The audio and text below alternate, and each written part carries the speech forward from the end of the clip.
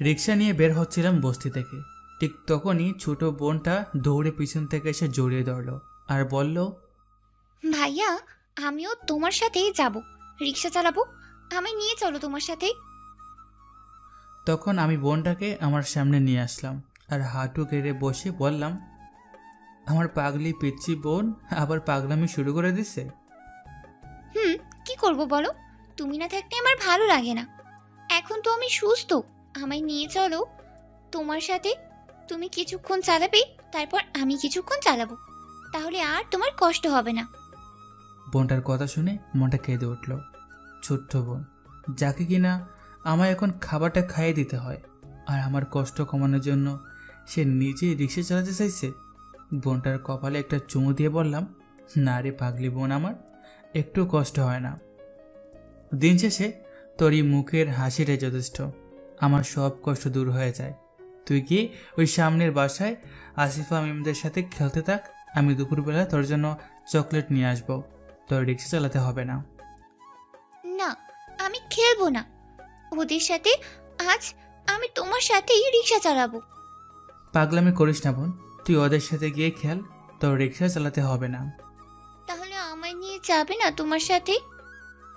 বোনটা মন খারাপ করে থাকলে একদম ভালো লাগে না। পাগলি বোনটা মন খারাপ করে দাঁড়িয়ে আছে দেখে তখন আমি বললাম, আচ্ছা চল তোকে রিক্সায় নিয়ে এই বস্তিতে ঘুরি। এটা শুনে বোনটা খুব খুশি আর দৌড়ে গিয়ে রিক্সায় উঠে বসলো চালানোর জন্য আর বলল, ভাইয়া, তুমি পিছনে বসো, আমি চালাচ্ছি। এই শক্তি নিয়ে রিক্সা চালাতে আসলে রিক্সা বকা দিবে তোকে, থাক তুই পিছনে বস, আমি চালাচ্ছি। না, আমি চালাবো, তুমি বসো, আমার শক্তি তোমার চেয়ে বেশি। বসো তুমি, আমি চালাচ্ছি। তাই নাকি, এত শক্তি? হুম, তুমি বসো। আমি জানি রিক্সা একটুও নড়াতে পারবে না, দেখি বসে কি করে। আমি পেছনে বসার পর নেমে রিক্সা টানছে কিন্তু নাড়াতে পারছে না। তখন বলল, ভাইয়া, রিক্সা অনেক বড় হয়ে গেছে আমার থেকে, একটু ছোট করে দাও। আর অনেক ওজন, নাড়াতে পারছি না, একটু হালকা করে দাও। এটা শুনে আমি ফিক করে হেসে দিলাম আর তখন আমি নেমে বোনটিকে কুলে নিয়ে বললাম, তোর এই বাই থাকতে তোর কষ্ট করতে হবে না, তুই বসে থাক, আমি চালাচ্ছি। আচ্ছা ঠিক আছে ভাইয়া, আমি তাহলে আর একটু বড় হয়ে নেই, তারপর আমি রিক্সা চালাবো, তুমি বসে থাকবে। আচ্ছা, আগে তুই বড় হয়ে নে, তারপর দেখা যাবে। তারপর বোনটাকে নিয়ে কিছুক্ষণ ঘোরাঘুরি করার পর নামিয়ে দিয়ে আসলাম আসিফা মিমদের কাছে। সেখানে গিয়ে বোনটা খেলতে লাগলো। তারপর আমি চলে আসলাম রিক্সা নিয়ে রুটে। এখন ছোট্ট করে পরিচয় দিয়ে ফেলি, আমার নাম নীরব আহমেদ। এই পৃথিবীতে কেউ আছে কি না আমার তা জানি না, শুধু এতটুকু জানি এক পাগলি আমায় রাস্তায় পেয়েছে, তারপর পাগলি নাকি এই বস্তিতে নিয়ে আসছে, এখানেই থাকতো পাগলি। তারপর একদিন পাগলিটা নাকি হঠাৎ কোথায় চলে যায় আমায় একা রেখে। তখন রহিম চাচা আমায় তার কাছে রাখে।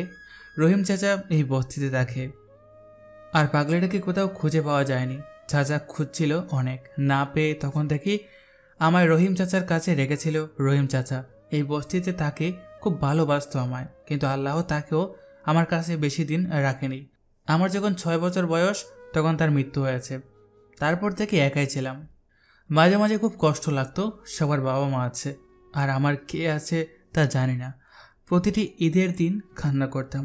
সবাই ঈদের দিন গিয়ে আব্বু আম্মুর সাথে বসে খাবার খায় আর আমি কান্না করতাম। বাসায় যেতেও কষ্ট লাগতো, কারণ বাসাটা ফাঁকা। মাঝে মাঝে নিজেকে শেষ করে দিতে চাইতাম, কিন্তু কেন জানি পারিনি। তখন থেকে রিক্সা চালিয়ে নিজের জীবন চালাতাম, সাথে লেখাপড়া করতাম। একদিন রাতে রিক্সা নিয়ে বাসায় আসার সময় জঙ্গলে একটা বাচ্চা শিশুর কান্নার শব্দ পাই। তারপর সাহস করে গিয়ে দেখি একটা মেয়ে। তারপর সেখান থেকে নিয়ে এসেছিলাম বাসায়। আল্লাহ মনে হয় কষ্টগুলোকে একটু কমানোর জন্য আমার কাছে পাঠিয়েছে। সকালে দেখার পর বস্তির অনেক মানুষ বলছে তাদের এই মেয়েটাকে দিয়ে দিতে, কিন্তু আমি দিইনি।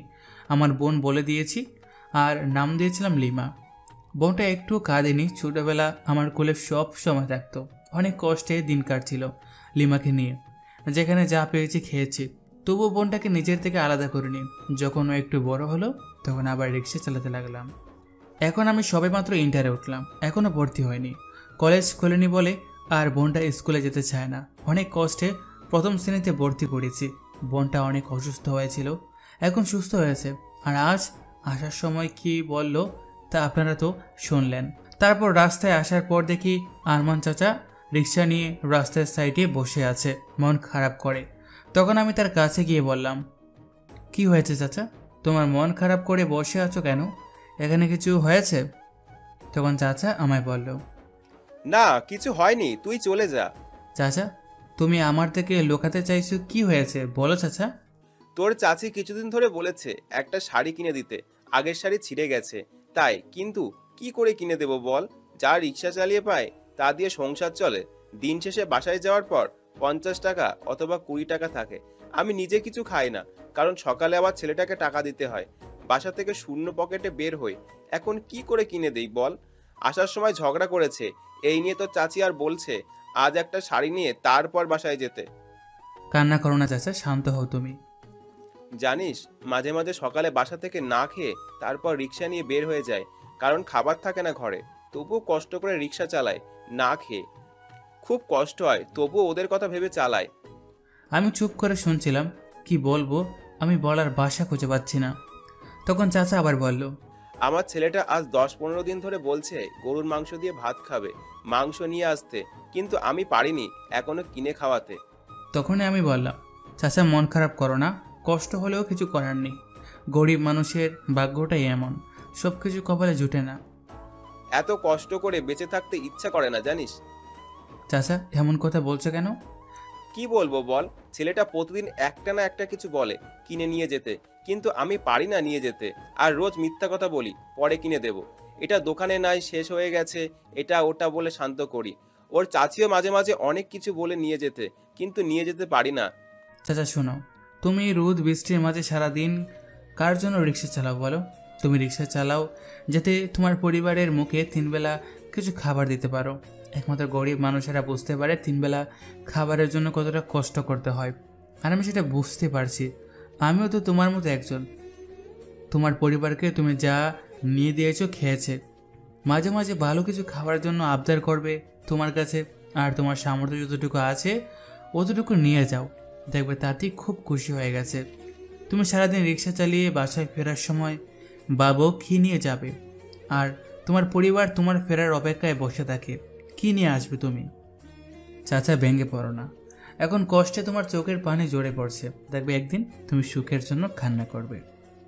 তারপর চাচা বলল, দোয়া করিস আল্লাহ যেন এই কষ্টটা সারা জীবন না দেয়। দোয়া করি চাচা, আল্লাহ যেন তোমার এই কষ্টটা সারা জীবন না দেয়।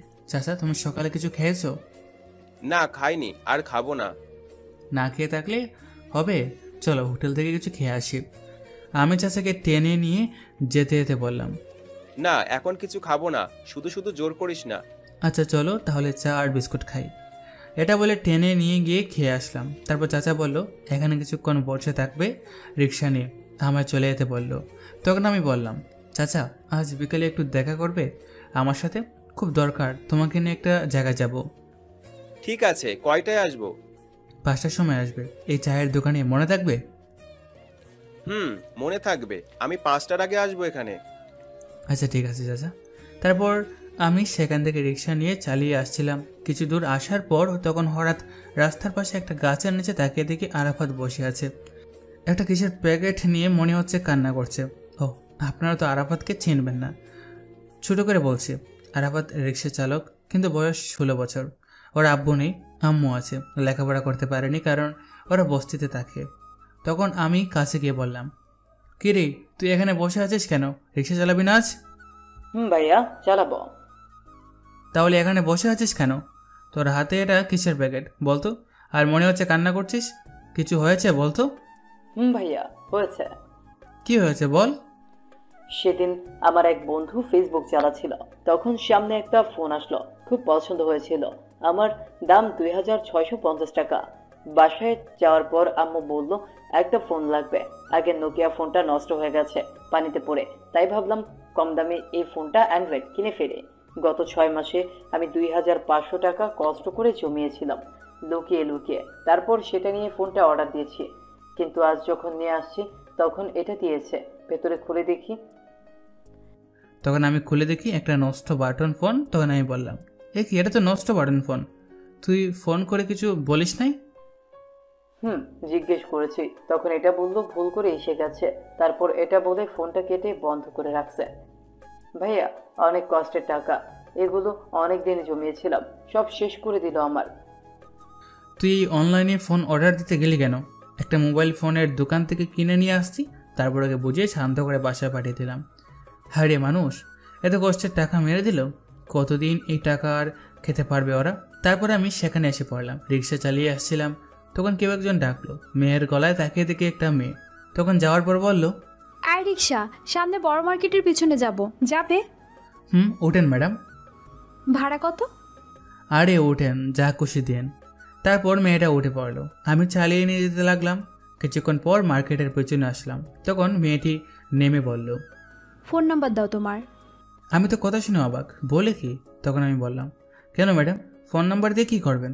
কিছুক্ষণ দাঁড়াও, আমি আবার যাব তাই। আর এই নাও, অগ্রিম 100 টাকা দিলাম, এখন দাও। আচ্ছা ঠিক আছে, এই নিন। তারপর নাম্বারটা দিলাম। এটাই আমার নাম্বার। এখান থেকে কোথাও যাবে না কিন্তু, দাঁড়াও, এখানে আমার বান্ধবীকে নিয়ে আসছি আমি। ঠিক আছে ম্যাডাম, আপনি যান, আমি এখানে দাঁড়িয়ে আছি। কিছুক্ষণ পর সেই মেয়েটি তার বান্ধবীকে নিয়ে আসলো। আর তার বান্ধবী এসে বলল, তুই এই রিক্সা নিয়ে আসলি কেন? কেন, কি হয়েছে? রিক্সা নিয়ে আসলে? তুই জানিস না এদের শরীরে দুর্গন্ধ থাকে বেশি, আমি রিক্সা দিয়ে যাই না। এই প্রচণ্ড রোদের মাঝে রিক্সা চালাতে গেলে থাকতেই পারে, কিন্তু কোথায়? আমি তো তেমন কিছু পেলাম না আসার সময়। আমি যাবো না এগুলো রিক্সা দিয়ে, তুই যা। আরে চলো তো, গেলে কিচ্ছু হবে না, এত কথা না বললে চলো। তারপর জোর করে রিক্সায় উঠালো। আমি কোনো কথা না বলে চালিয়ে যেতে লাগলাম। কিছু দূর যাওয়ার পর মেয়েটার বান্ধবী বলল, ওই তুই রিক্সা থামা, আমি যাব না, প্রয়োজনে হেঁটে যাব, তবুও যাব না। কেন, কি হলো? নেমে যাবি কেন? আমার ভিতর থেকে সব এক্ষুনি বের হয়ে যাবে, কি বাজে দুর্গন্ধ শরীরে। কোথায়? আমি তো কোনো কিছু পাচ্ছি না। তুই না পেলেও আমি পাচ্ছি। তুই নামবি নাকি আমি চলে যাব? আরে আর একটু গেলে তো চলেই যাব, এখানে নেমে আর কি করব? রিক্সা থামিয়ে কোনো লাভ নাই। আমি নেমে পড়বো বলছি, নেমে পড়বো। ওই তুই রিক্সা থামা, তোর কানে কথা যায় না বলছি যে। তখন আমি রিক্সা থামালাম। আর মেয়েটার বান্ধবী নেমে কিছুটা দূরে চলে গেল। আর মেয়েটা নেমে বলল, সরি, কিছু মনে করো না, আমার বান্ধবী সবসময় এসির ভিতরে থাকে তাই একটু। আমি মেয়েটার কথা থামিয়ে দিয়ে বললাম, আরে সরি বলার কোনো দরকার নেই ম্যাডাম, সমস্যা নেই, আমি কিছু মনে করি নাই। আর এই নিন 50 টাকা আপনার। না, আমার টাকা লাগবে না, এটা রেখে দাও। এই বলে মেয়েটা জলদি চলে গেল। আমি টাকা দেওয়ার জন্য কয়েকবার ডেকেছি, কিন্তু শুনলো না। তারপর আমি রিক্সা নিয়ে চলে আসছিলাম। কিছু দূরে যাওয়ার পরে তখন একটা মধ্যবয়স্ক লোক আমায় ডাকলো। কাছে যাওয়ার পর বলল পুরনো মার্কেটে যাবে। তখন আমি বললাম ওঠার জন্য। ওঠার পর তাকে নিয়ে যাচ্ছিলাম, তখন সেই লোকটার ফোনে কল আসলো। আসার পর অপাশ থেকে একটা মহিলার কণ্ঠ বলল। ফোনটা লাউড স্পিকারে ছিল, রাস্তায় অনেক গাড়ির শব্দ আসছে বলে তাই। তখন মহিলা বলল, কোথায় গেলে তুমি আবার? এই তো একটু মার্কেটে যাচ্ছি। কিসের জন্য আবার তুমি মার্কেটে গিয়েছো? আরে আব্বু এতদিন পর গ্রাম থেকে আসলো, কিছু কাপড় কিনে দিতে হবে। আচ্ছা, কিরকম কাপড় কিনে দেবে? বয়স্ক মানুষ, তাই একটু কম দামি কাপড় কিনে দেব, আর কম দামি কিছু পাঞ্জাবি কিনে দেব দেখি। আচ্ছা ঠিক আছে, আর আমার জন্য আসার সময় একটা দামি 3 পিস নিয়ে আসবে। আচ্ছা ঠিক আছে, আমি নিয়ে আসবো। এখন রাখছি তাহলে ফোন। এই বলে ফোনটা কেটে দিল লোকটা। আমি মনে মনে ভাবতে লাগলাম, হায়রে মানুষ, তার নিজের বাবার জন্য সবচেয়ে কম দামি কাপড় নিয়ে যাবে, আর তার স্ত্রীর জন্য সবচেয়ে দামি কাপড়। যে বাবা তাকে এত কষ্ট করে বড় করলো, অবশ্যই তার মূল্য এটা। তারপর আমি তাকে মার্কেটের সামনে নামিয়ে দিলাম। লোকটা ভাড়া দিয়ে চলে যাবে। তখন আমি বললাম, এই যে মামা, একটু সময় হবে, একটা কথা বলবো, যদি রাগ না করে। বল, কি বলবি? আচ্ছা মামা, তাহলে কিছু জিজ্ঞেস করবো, একটু উত্তর দিন। আচ্ছা ঠিক আছে, বল। মামা, আপনি যখন ছোট্ট ছিলেন তখন আপনার বেড়ে ওঠার জন্য দায়িত্ব কার ছিল বেশি? মায়ের পাশাপাশি বাবার থাকে। আপনি যখন ছোট্ট ছিলেন তখন না হয় বুঝতে পারতেন না, যখন একটু বড় হলেন তখন থেকে বলেন তো, আপনি যা চেয়েছেন তা কি পেয়েছেন কিনা কান্না করার সাথে সাথে? কান্না করলে সাথে সাথে এনে দিয়েছে। আচ্ছা, বাবা কি কখনো দামি কম দামি পোশাক বেছে পরিয়েছেন আপনাকে? যেটা পছন্দ হয়েছে সেটা পরিয়েছে, আর দামিটাই পরাতেন। লোকটা চুপ করে রইল, হয়তো বুঝতে পেরেছে আমার কথার মানে। একজন বাবা শুধু নামে নয়, তার অনেক দায়িত্ব থাকে।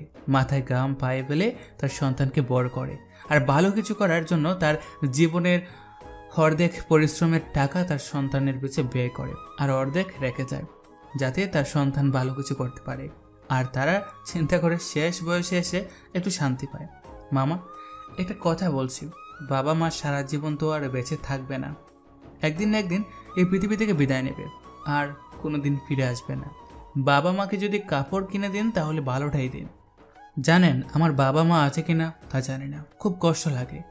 যদি একটা বার মা বাবাকে দেখতে পারতাম।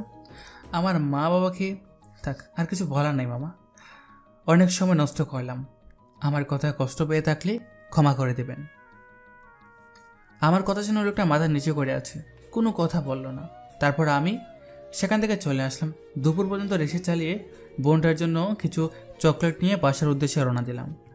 রিক্সা নিয়ে বস্তিতে চলে গেলাম। রিক্সা রেখে গিয়ে দেখি বোনটা বসে বসে মাটি নিয়ে খেলছে।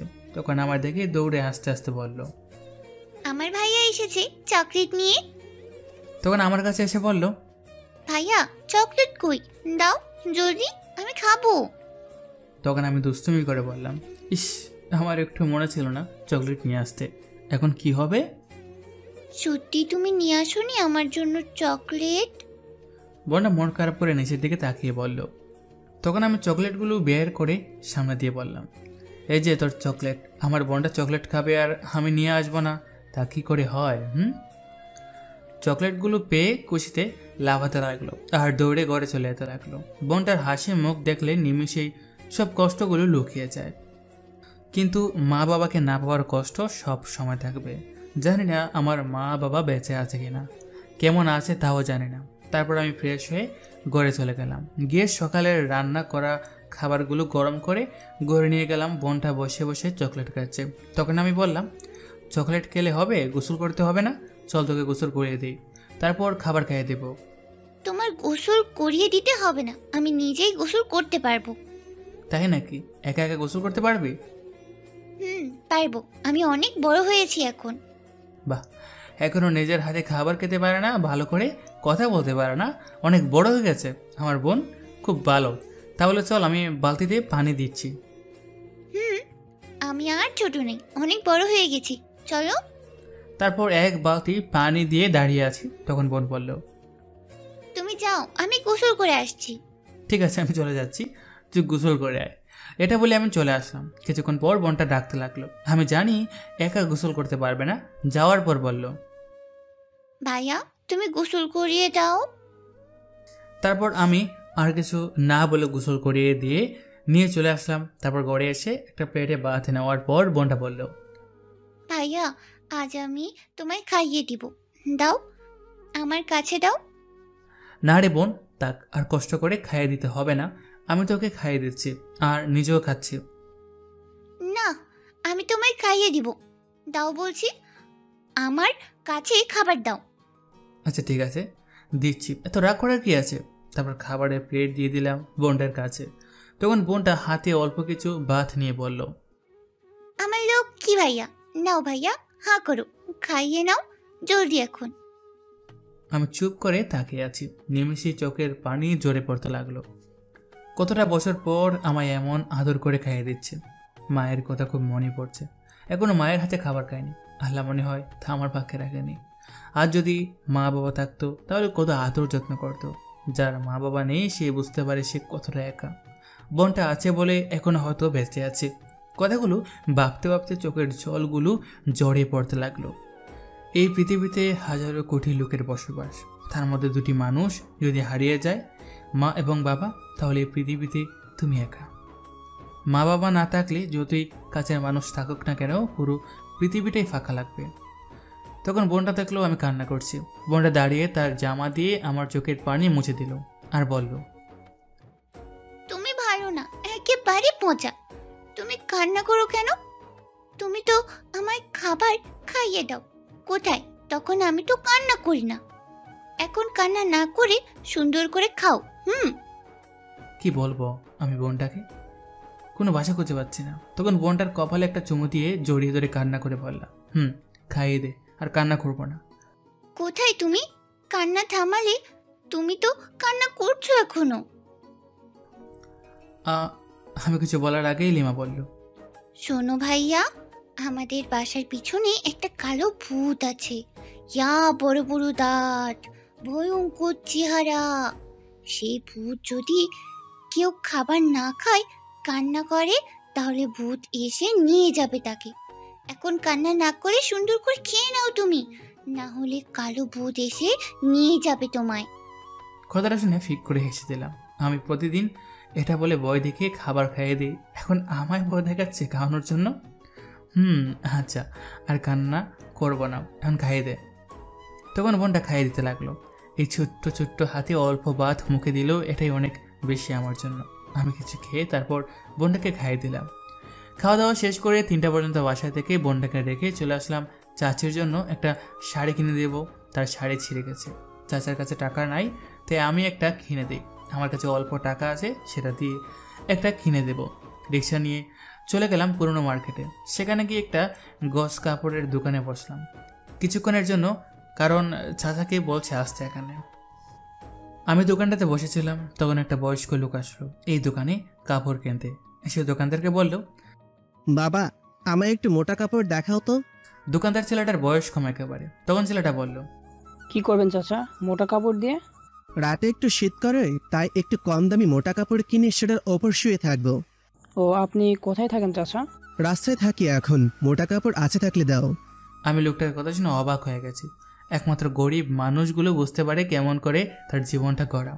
গরিব মানুষ গড়ে একটু সুকান্তে কতটা লড়াই করে জীবনের সাথে অনেক কষ্ট করতে হয়। তখন দোকানের ছেলেটা বলল, আচ্ছা, গজ 40 টাকা পড়বে। আচ্ছা ঠিক আছে, দাও 3 গজ। আচ্ছা চাচা, আপনি কি করেন? রাস্তায়? আর কোথা থেকে আসছেন? আমি গ্রামের মানুষ, গ্রামে কাজ পাচ্ছিলাম না বলে ঢাকায় আসছিলাম, তাই একটা কাজ খুঁজতে, কিন্তু পাইনি। আসার সময় 1500 টাকা ছিল আমার কাছে, সেইটা নিয়ে আহি। আমার একটা মেয়ে আছে, আসার সময় বলে দিছে একটা কম্বল কিনে নিতে, সামনে শীত আছে, তাই বলে দিয়েছে আমি আর 5 দিন থেকে চলে যাব। কিছু টাকা আছে, সেটা দিয়ে আর 5 দিন কাটবে, তাই কম দামি কাপড় দিয়ে রাস্তা থেকে চলে যাব কাজ না পেলে। এই পাতলা কাপড় দিয়ে থাকতে পারবেন আপনি? বাবা, কষ্ট হলেও থাকতে পারবো, সেই ধৈর্য আছে এই গরিবের। এর চেয়ে অনেক ঠান্ডায় কিছু ছাড়াই কাটিয়ে দিয়েছি। চাচা, আপনি এত কষ্ট করে রাস্তায় থাকেন, আপনি বাসায় চলে যান, এত কষ্ট করে না থেকে এইখানে। ছেলেটা আরো কিছু বলতে যাবে, তার আগে বয়স্ক লোকটা বলল, বাবা, আমি যদি বাসায় চলে যাই, কোনো কাজ না পাই, তাহলে আমার স্ত্রী আর মেয়ে না খেয়ে থাকবে। আমি না খেয়ে থাকতে রাজি আছি, কিন্তু আমার স্ত্রী আর মেয়েকে না খেয়ে রাখবো কি করে? নিজের কষ্ট হলেও আমার পরিবারকে কোনো কষ্ট থাকতে দেব না। তখন ছেলেটা চুপ হয়ে গেল কথাটা শুনে। এমন হাজারো মানুষ আছে যারা নিজের পরিবারের কথা চিন্তা করে, নিজের কথা না ভেবে 3 বেলা খাবারের জন্য, একটু সুখের জন্য এমন হাজারো কষ্ট বুকে চাপা দিয়ে রাখে, সব সহ্য করে যাতে তার পরিবার একটু সুখের হাসিটা হাসে। তখন বয়স্ক লোকটা কাপড় নিয়ে চলে গেল টাকা দিয়ে। আমি শুধু শুনছিলাম তার কথা আর তাকিয়ে দেখছিলাম। কথাগুলো শুনে খুব কষ্ট লাগলো। আমার কাছে যদি কাজ থাকতো তাহলে কাজ দিতাম, কিন্তু আমি নিজেই রিক্সা চালাই। থাকার মতো ছোট্ট একটা ঘর আছে, একজন টাকা যায়, সেখানে আমি আর বোন থাকি। থাকার মতো জায়গা নেই যে তাকে দেব, কোনো বাসা নেই, তাকে কি বলবো? আর যদি কোটিপতির ছেলে থাকতাম তাহলে নিশ্চয়ই লোকটার জন্য কিছু করতাম। এইভাবে অনেকক্ষণ সময় কেটে গেল, কিন্তু চাচা এখনো এলো না। তাই আমি চাচার জন্য অপেক্ষা না করে একটা শাড়ির দোকানে গিয়ে চাচির জন্য একটা শাড়ি নিলাম। আমার কাছে 700 টাকা ছিল, সেখান থেকে 600 টাকা দিয়ে নিলাম। নিয়ে মার্কেটের বাইরে চলে আসলাম। এসে চাচাকে ফোন দিলাম। রিসিভ করার পর বললাম, চাচা কোথায় তুমি এখনো? সেই কখন থেকে বসে আছি। ও, ভুলে গিয়েছিলাম, আমি তো মাত্র চায়ের দোকানে এসে বসলাম, যেখানে তুই বলে গিয়েছিলি বসতে। আমি তোমার তখন কি বলেছিলাম? পুরোনো মার্কেটে আসতে, আর তুমি গিয়ে চায়ের দোকানে বসে আছো? আচ্ছা তুমি বসো, আমি আসছি। আচ্ছা ঠিক আছে, আয়, আমি ক্লান্ত হয়ে গেছি, এখানে বসলাম, তুই আয়। তারপর আমি রিক্সা নিয়ে চলে আসছিলাম। হঠাৎ কিছুক্ষণ সামনে যেতেই দেখলাম সামনে সেই 100 টাকা দিয়ে চলে যাওয়া মেয়েটা, আর আমায় দেখে ডাকলো। তারপর কাছে যাওয়ার পর বলল, যাক, তাহলে পেয়ে গেলাম তোমাকে। অনেকক্ষণ ধরে অপেক্ষা ছিলাম, কখন আসবে? কিসের জন্য দাঁড়িয়ে আছেন বলুন তো? আমার জন্য? তোমার রিক্সা দিয়ে একটু ঘুরে ফিরে আসবো। আমি এখন কোথাও যাব না, সরি, আপনি অন্য কোনো রিক্সা নিয়ে যান। তাহলে যাবে না তুমি? আমি তোমার জন্য দাঁড়িয়ে আছি সে কখন থেকে। দেখুন আমি যাব না, আমার কাজ আছে। একজনের জন্য শাড়ি কিনেছি, তাকে দিতে হবে, আর বাসায় চলে যেতে হবে। আজ নয়, আগামীকাল যদি পারি তাহলে যাব। তখন মেয়েটি মনে হয় শাড়ির কথা শুনে আর মন খারাপ করলো আর বলল, শাড়ি মানে? তুমি কার জন্য শাড়ি কিনেছো? কি ব্যাপার, এই মেয়ের আবার কি হলো, এমন ব্যবহার করছে কেন? তখন মেয়েটি বলল, কি হলো বলো, কার জন্য কিনেছো? আমার একটা চাচা আছে, সকালে এসে বললো চাচির নাকি শাড়ি ছিটে গেছে, তাই তার জন্য একটা শাড়ি কিনেছি। চাচার কাছে টাকা নেই বলে এখন সেটা দিতে যাচ্ছি। আমি বিশ্বাস করি না, আমি যাব, তোমার সাথে গিয়ে দেখবো। আচ্ছা, আমি তাকে মন চায় শাড়ি দেবো, তা আপনার কি? আর আপনি বিশ্বাস করেন বা না করেন তা দিয়ে আমি কি করব? আর আমি আপনাকে নিয়ে যাব না, এই বলে রিক্সা নিয়ে চলে আসলাম চাচার কাছে। এসে দেখি চাচা বসে আছে।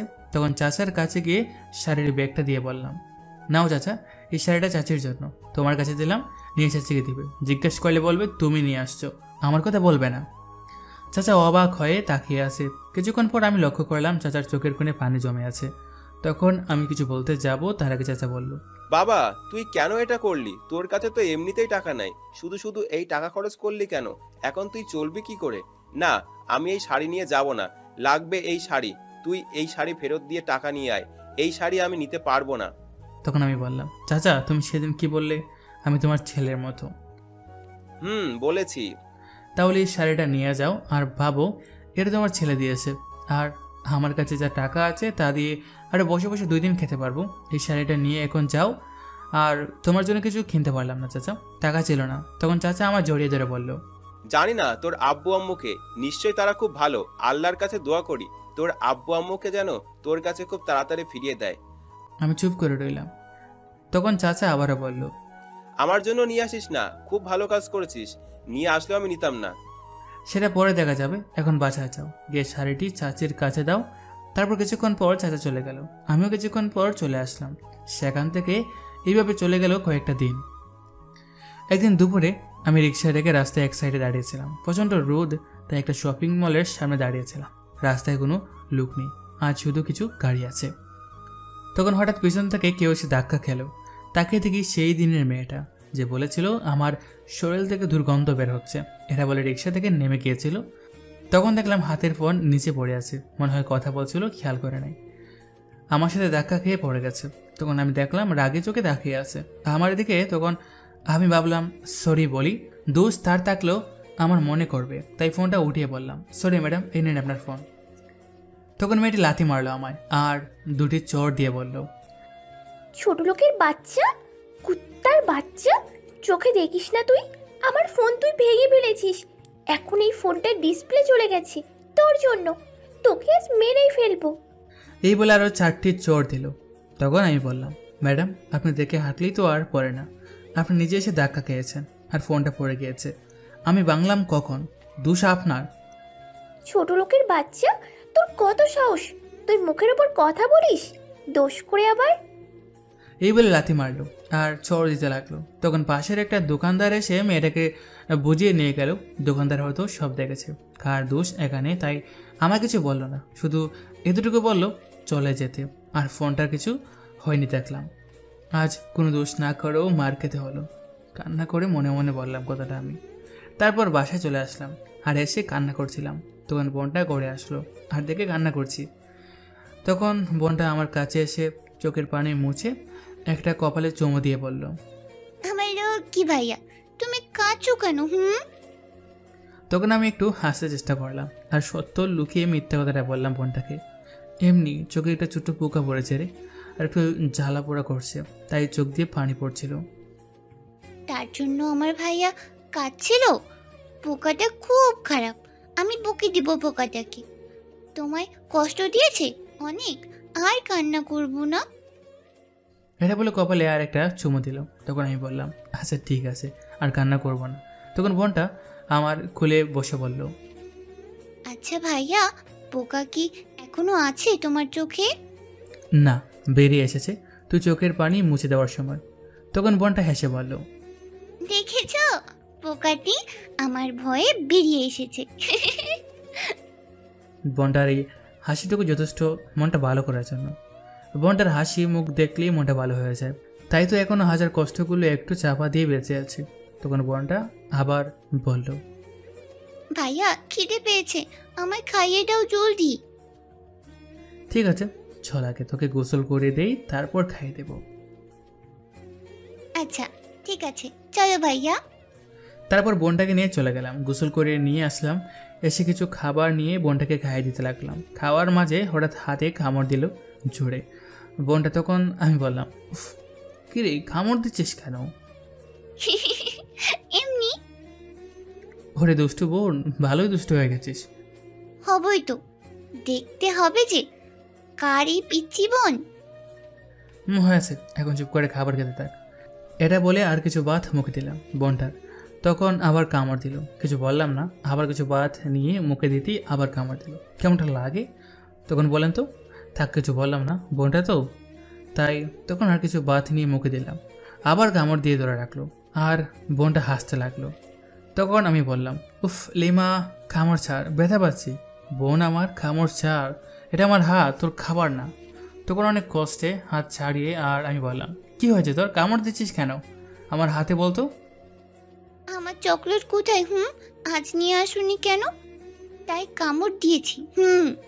ও ভুলে গিয়েছি, আজ একটুও মনে ছিল না চকলেট নিয়ে আসছে তোর জন্য। তাই তো কামড় দিলাম, যাতে মনে থাকে, পরের বার আর না ভুল হয়। যদি ভুল হয় তাহলে এমন কামড় দিব পরে বুঝতে পারবে। এখন একটু কম দিলাম, পরের বার আরো বেশি করে দিব। আচ্ছা ঠিক আছে, আর ভুল হবে না, খুব মনে থাকবে। যে কামড় দিয়েছিস খুব মনে থাকবে। মনে থাকে যেন। এইভাবে কেটে গেল কয়েকটা দিন। আজ কলেজে ভর্তি হতে যাব, তাই সকালে উঠে ফ্রেশ হয়ে রেডি হচ্ছিলাম কলেজে যাওয়ার জন্য। তখন বোনটা দেখে আমি রেডি হচ্ছি। তখন বোনটা আমায় বলল, ভাইয়া কোথায় যাও তুমি? কলেজে ভর্তি হতে যাচ্ছি, খুব তাড়াতাড়ি চলে আসবো, তুই ঘরে বসে থাক, আমি আসছি। আচ্ছা ঠিক আছে যাও, আর আসার সময় আমার জন্য চকলেট নিয়ে আসবে। আচ্ছা ঠিক আছে নিয়ে আসবো। তারপর চলে আসলাম। জানি না কত টাকা লাগবে ভর্তি হতে, আমার কাছে অল্প কিছু টাকা আছে। গিয়ে দেখি যদি ভর্তি হতে পারে তাহলে ভালো, আর না হতে পারলে আর লেখাপড়া করবো না, রিক্সা চালাবো। কলেজটা খুব ভালো, আমার বাসা থেকে কিছুটা দূরে। হেঁটে হেঁটে নিচের দিকে তাকিয়ে যাচ্ছিলাম। তখন হঠাৎ পিছন থেকে কেউ উই বলে ডাকলো। আমি আর তাকালাম না, রাস্তায় অনেক মানুষ হতে পারে, অন্য কাউকে ডেকেছে। আমি হেঁটে যেতে লাগলাম। তখন দৌড়ে একটা মেয়ে আসলো আমার সামনে, আর এই মেয়েটা হচ্ছে সেদিন আমার রিক্সা দিয়ে ঘুরতে চাইছে সেই। তখন মেয়েটা বলল, এই তুমি কোথায় যাও? কলেজে ভর্তি হতে যাচ্ছি। ও কোন কলেজে যাচ্ছ? এই সামনে এই কলেজে। ও আমিও ওই কলেজে যাচ্ছি, তোমাকে দেখলাম হেঁটে যাচ্ছ, তাই আমিও আসলাম। চলো তোমার সাথে হেঁটে যাব। কেন আপনি আমার সাথে হেঁটে যাবেন কেন? একটা রিক্সা নিয়ে চলে যান। না, আমি তোমার সাথে হেঁটে যাব, চলো। আর এখন থেকে আমায় তুমি করে বলবে। এই আপনি করে ডাকটা শুনতে ভালো লাগে না। আমার নাম মায়া, বুঝতে পারছো? আমি কিছু বলতে যাব, তার আগে মায়ের বান্ধবী আসলো তার গাড়ি নিয়ে, আর বলল, কি রে তুই এই ছোট লোকের সাথে হেঁটে যাচ্ছিস? নীলা চুপ কর, ছোট লোক কাকে বলছিস? সে একজন রিক্সা চালক, আর আমি তার সাথে হেঁটে যাব, তুই চলে যা। ছি, তুই সামান্য এই রিক্সা চালক ছেলেটার সঙ্গে হেঁটে যাচ্ছিস? কি বাজে পোশাকের, শরীর থেকে দুর্গন্ধ আসছে। তোর শরীরে ময়লা আসবে, চলে আয় আমার গাড়িতে এই ছোট লোকের কাছ থেকে। নীলা তুই চুপ কর, রিক্সা চালক হয়েছে বলে কি হয়েছে? সে কি মানুষ না? আর ছোট লোক কাকে বলছিস? সে গরিব, তাই রিক্সা চালায় পেটের ক্ষুধা মেটাতে, তাই বলে ছোট লোক বলে গালি দিচ্ছিস কেন? মানুষকে সম্মান করতে শিখ। কি ব্যাপার, তুই ওই ছোট লোকের পক্ষে কথা বলিস কেন? ও ছোট লোক, তাই বলেছে এইগুলো ওকে। ছোট লোককে আমি দেখতে পারি না, ওর শরীর থেকে কি দুর্গন্ধ বের হয়। আমার তো এদের দেখলেই ভিতর থেকে সব উল্টে আসে। নীলা তুই চলে যা, আমার রাগ হচ্ছে, আমি উল্টোপাল্টা কিছু বলে দেব। তখন মায়া বলল, একটু রাগী গলায় বলল। তখন নীলা চলে গেল, আর মায়া তাকিয়ে দেখে আমি চলে যাচ্ছি। তখন দৌড়ে আমার কাছে চলে গেল আর হাঁটতে হাঁটতে বলল, নীলার কথা কিচ্ছু মনে করো না, আসলে বড়লোক বাবার মেয়ে তো, তাই একটু অহংকারী। না, কিছু মনে করি নাই। ঠিকই বলছে, আমি তো ছোট লোক, তাই বলছে। আবার তুমি সেই একই কথা বলছো, আর একবার এ কথা বলবে না। তারপর আর কিছু না বলে চলে আসলাম কলেজে। এসে প্রিন্সিপালের রুমে চলে আসলাম ভর্তি হতে। আসার পর শুনলাম ভর্তির জন্য 6,000 টাকা লাগবে আর 500 টাকা এক্সট্রা দিতে হবে। তখন আমি প্রিন্সিপালের রুম থেকে বেরিয়ে আসলাম। এসে হাঁটছি আর মনে মনে ভাবছি, এত টাকা কোথায় পাবো? এখন ভর্তি হতে 6,500 টাকা লাগবে, আরও বই কিনতে হবে, তার মানে অনেক টাকার প্রয়োজন। রিক্সা চালিয়ে কি এত টাকা পাওয়া যায়? যা পাই তা দিয়ে 3 বেলা খাবার জুটে না। সত্যি গরিবের ভাগ্যে সব কিছু মেলে না। থাক, লেখাপড়া আর করবো না, এখানেই লেখাপড়া শেষ করে দিয়ে রিক্সা চালাই। মনে মনে কথাগুলো বললাম, মনে মনে ভাবছিলাম আর হেরে যাচ্ছিলাম। তখনই হঠাৎ কারোর সাথে দেখা লাগলো। তাকে দেখে নীলা আর রাগের দৃষ্টিতে তাকিয়ে আছে। এখন সরি বললেও মারবে, না বললেও মারবে। একে তো আমায় দেখতেই পারে না, সহ্য করতে পারে না, তার উপর আবার ধাক্কা লেগেছে। তখন আমি বললাম, সরি, আমি দেখে ধাক্কা দিইনি, ক্ষমা করে দিবেন। তখন নীলা ঠাস করে দুটি চর দিয়ে বলল, কুত্তার বাচ্চা, তুই ইচ্ছা করে ধাক্কা দিয়েছিস, এখন বলছিস দেখিনি? মেয়ে মানুষ দেখলে শুধু ধাক্কা খেতে মন চায় না। আমি ইচ্ছে করে ধাক্কা খাইনি, বিশ্বাস করুন। তবুও আমি ক্ষমা চাইছি, আর আপনি একটু দেখে হাঁটলেই তো হতো, তাহলে আর ধাক্কা লাগতো না। কি, তোর এত সাহস? তুই ধাক্কা দিয়ে এখন বলছিস আমায় দেখে হাঁটতে? তোকে আজ আমি। নীলা এটা বলেই আমার শার্ট ধরে টেনে ছিঁড়ে ফেলল, আরও দুটি চোর দিল আর ধাক্কা দিয়ে ফেলে দিল আমায় মাটিতে। আমি পড়ে যাওয়ার পর লাথি মারতে লাগলো। কলেজের অনেক ছাত্রছাত্রী এসে ভিড় জমিয়ে দেখলো, আর নীলা লাথি মারতে মারতে বলল, ছোট লোকের বাচ্চা, খুব শখ মেয়ে মানুষের সাথে ধাক্কা খাওয়ার, তাই না? নিজের ধাক্কা দিয়ে এখন বলছিস আমি দেখে হাঁটতে, আমায় দোষ দিচ্ছিস। সরি, আমায় ক্ষমা করে দিন, দোষটা আমারই। কোনো ক্ষমা নেই তোর। আমার এত সুন্দর শরীরটা তুই ময়লা করে ফেলেছিস, এখন বুঝতে পারবি তার ফল। আর তুই এই কলেজে আসছিস কেন? ভর্তি হতে? তুই এই কলেজে কখনো ভর্তি হতে পারবি না আমি থাকতে। নীলা লাথি মারতে মারতে বলল। তখন আমার চোখটার সামনে মায়ের দিকে গেল, দেখি দাঁড়িয়ে আছে আর রাগের দৃষ্টিতে আমার দিকে তাকিয়ে আছে। তখন আমি নীলাকে বললাম, ম্যাডাম প্লিজ আর মারবেন না, আপনার পায়ে ধরি, তবুও ক্ষমা করে দিন। তোদের ছোট লোকের কোনো ক্ষমা নেই। নীলা লাথি মারতে মারতে বলল। এই বলে লাথি মারতে লাগলো কিছুক্ষণ। আমি আবারও বললাম, প্লিজ ম্যাডাম আর মারবেন না, আপনার পায়ে ধরি প্লিজ, আমি ইচ্ছে করে ধাক্কা দিইনি, তবুও ক্ষমা চাই, প্লিজ ক্ষমা করে দিন। এই তোদের মতো কিছু গরিব ছোট লোকগুলোর একটাই সমস্যা, তাদের মারলেও শরীরে লাগে না, কথা বললেও তো লাগে না, দোষ করে আবার পায়ে পড়িস, ছেড়ে দিলে কিছুদিন ভালো সেজে আবার এমন করছিস। তোকে তো আজ এমন শিক্ষা দেব সারা জীবন মনে রাখবি। নীলা লাথি মারতে মারতে বলল। তখন মায়া এসে নীলাকে ঠাস করে দুটো চড় দিল আর বলল, কি মনে করেছিস নিজেকে খুব সুন্দরী? তোর বাবার টাকা আছে বলে যার সাথে মন চায় তার সাথে খারাপ ব্যবহার করবি? ছেলেটা তোকে কোনো আঘাত দেয়নি, তবু তুই মারছিস। ক্ষমা পর্যন্ত চেয়েছে, তবু তুই মারছিস। তোর বাবা তোকে ভালো কোনো শিক্ষা দেয়নি, ভদ্রতা কিচ্ছু শেখায়নি। তুই যদি আমার বেস্ট ফ্রেন্ড না হতি তাহলে তোকে আরও কয়েকটা চট দিতাম, কিন্তু বেস্ট ফ্রেন্ড বলে বেঁচে গেলি। আর কি যেন বলি, গরিবের শরীরে মারলে নাকি লাগে না, কথা বললেও লাগে না। আরে লাগবে কি করে? তারা কোনো দোষ করলো তা মাথা পেতে নেয়, যা শাস্তি দিবে তা সহ্য করে নেয়। আর না দোষ করলো তোর মতো অহংকারী কিছু লোক একটু কিছুর জন্য হাজারটা বাহানা ধরে কথা বলে। তোর বাবার তো বসে বসে গরিবের টাকা মেরে খায়, গরিবের 100 টাকাও রোজগার করতে হয় সারাটা দিন খেটে, সেটা তোকে বোঝাতে পারবো না, কারণ তোর মতো মেয়েকে বোঝানো কোনো প্রয়োজন মনে করি না। তোর সাথে আমার বন্ধুত্ব শেষ। আর তুই কি জানি বললি, ও এই কলেজে ভর্তি হতে পারবে না?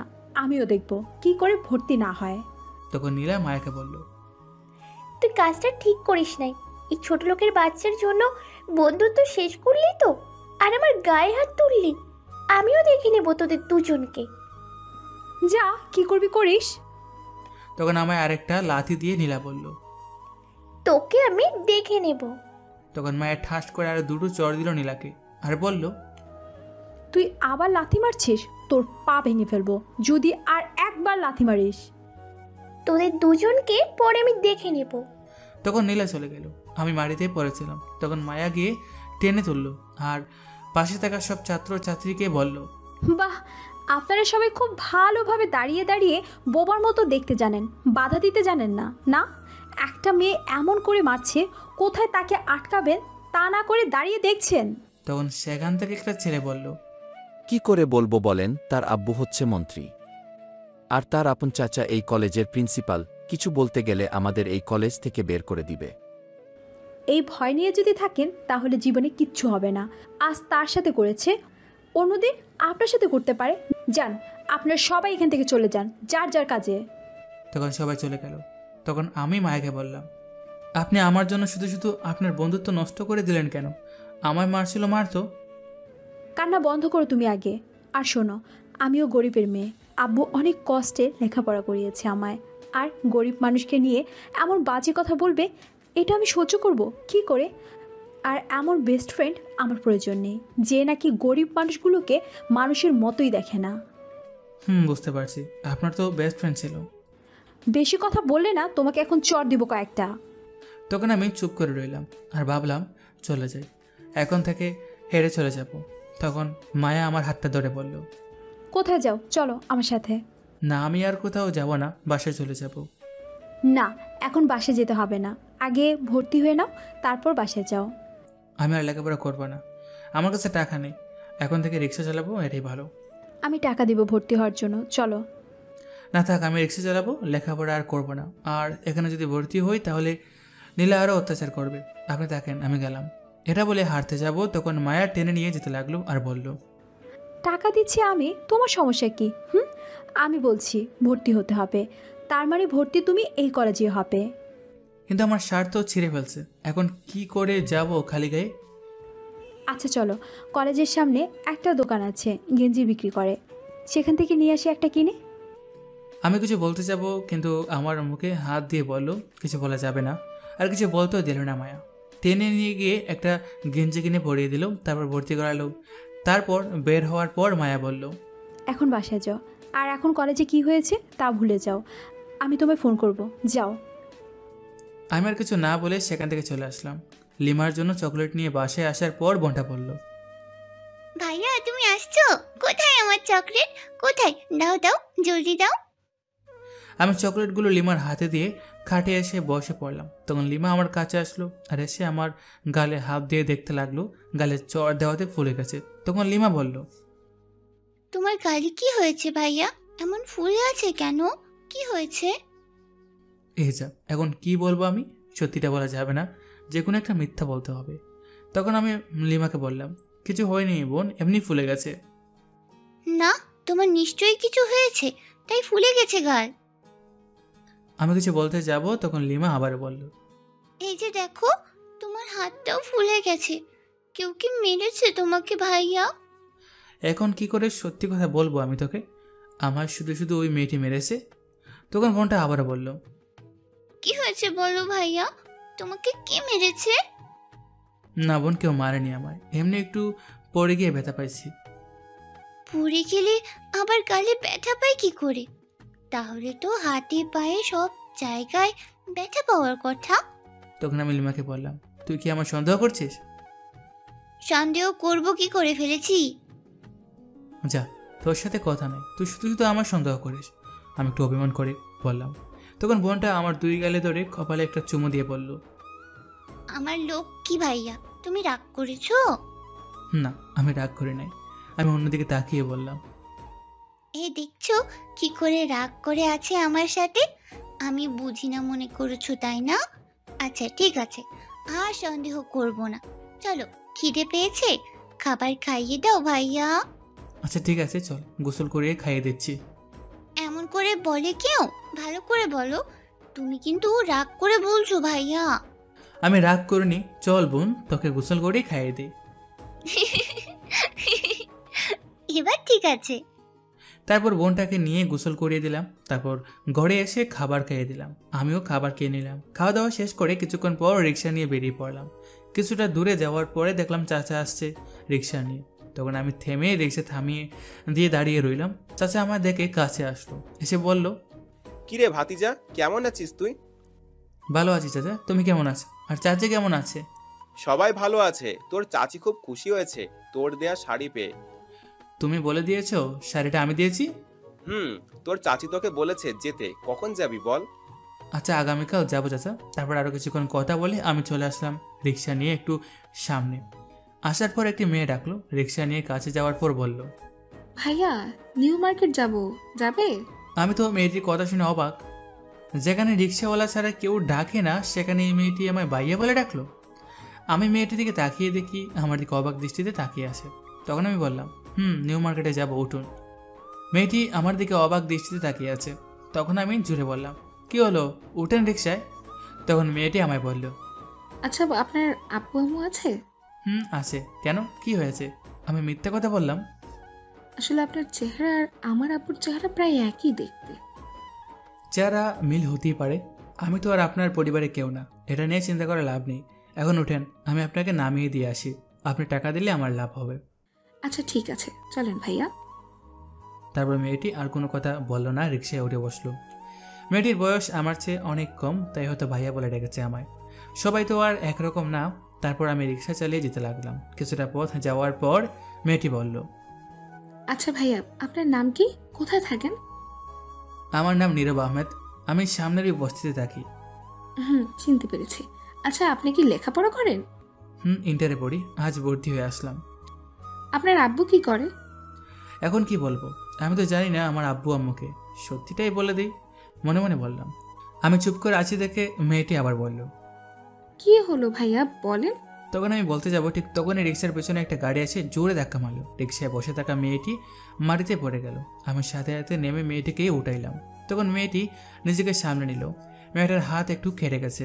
আমি তখন না দেখে গাড়িটাকে উদ্দেশ্য করে বলতে লাগলাম, কোন শালারে দিনে দুপুরে নেশা করে গাড়ি চালায়, দেখে চালাতে পারিস না? তারপর গিয়ে দেখলাম অনেক দামি গাড়ি, BMW, আর সামনে তাকিয়ে দেখি ড্রাইভারের জায়গায় নীলা বসে আছে আর হাসছে। এটা থেকে প্রচণ্ড রাগ হতে লাগলো। তখন নীলা বের হয়ে আসলো হাসতে হাসতে আর বলল, কিরে কেমন দিলাম ধাক্কা তোর রিক্সায়? আমি রাগী গলায় বললাম, দেখে গাড়ি চালাতে পারেন না, আর একটু হলেই তো অনেক বড় দুর্ঘটনা হয়ে যেত। তখন নীলা হেসে বলল, হলে হতো, তা আমার কি, তুই মরতিস। আমি তো চেয়েছিলাম তোকে আজ আমার গাড়ি দিয়ে তোকে রাস্তার সাথে মিশিয়ে দিতে, কিন্তু তারপর আবার ভাবলাম আর একটু কষ্ট দিয়ে মারি।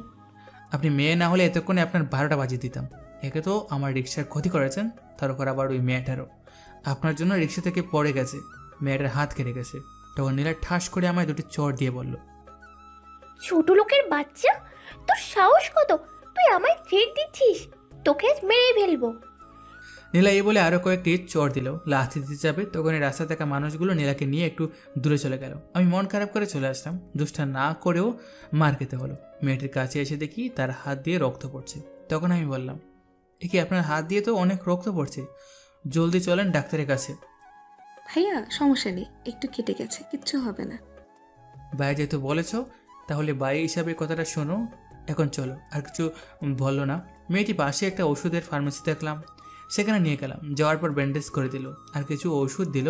তারপর তাকে নিয়ে রিক্সা করে তার ঠিকানা অনুযায়ী নামিয়ে দিয়ে আসলাম। আজ আর রিক্সা চালাতে পারবো না, রিক্সা গ্যারেজে নিতে হবে। ধাক্কা দেওয়ার কারণে রিক্সার পিছনে সব বাঁকা হয়ে গেছে। তারপর রিক্সা গ্যারেজে দিয়ে চলে আসলাম। বোনটার জন্য চকলেট নিয়ে বাসে আসার পর বোনটা আমায় দেখে দৌড়ে আসলো আর জড়িয়ে ধরে বলল, আমার ভাইয়া এসে গেছে, আমার লক্ষ্মী ভাইয়া।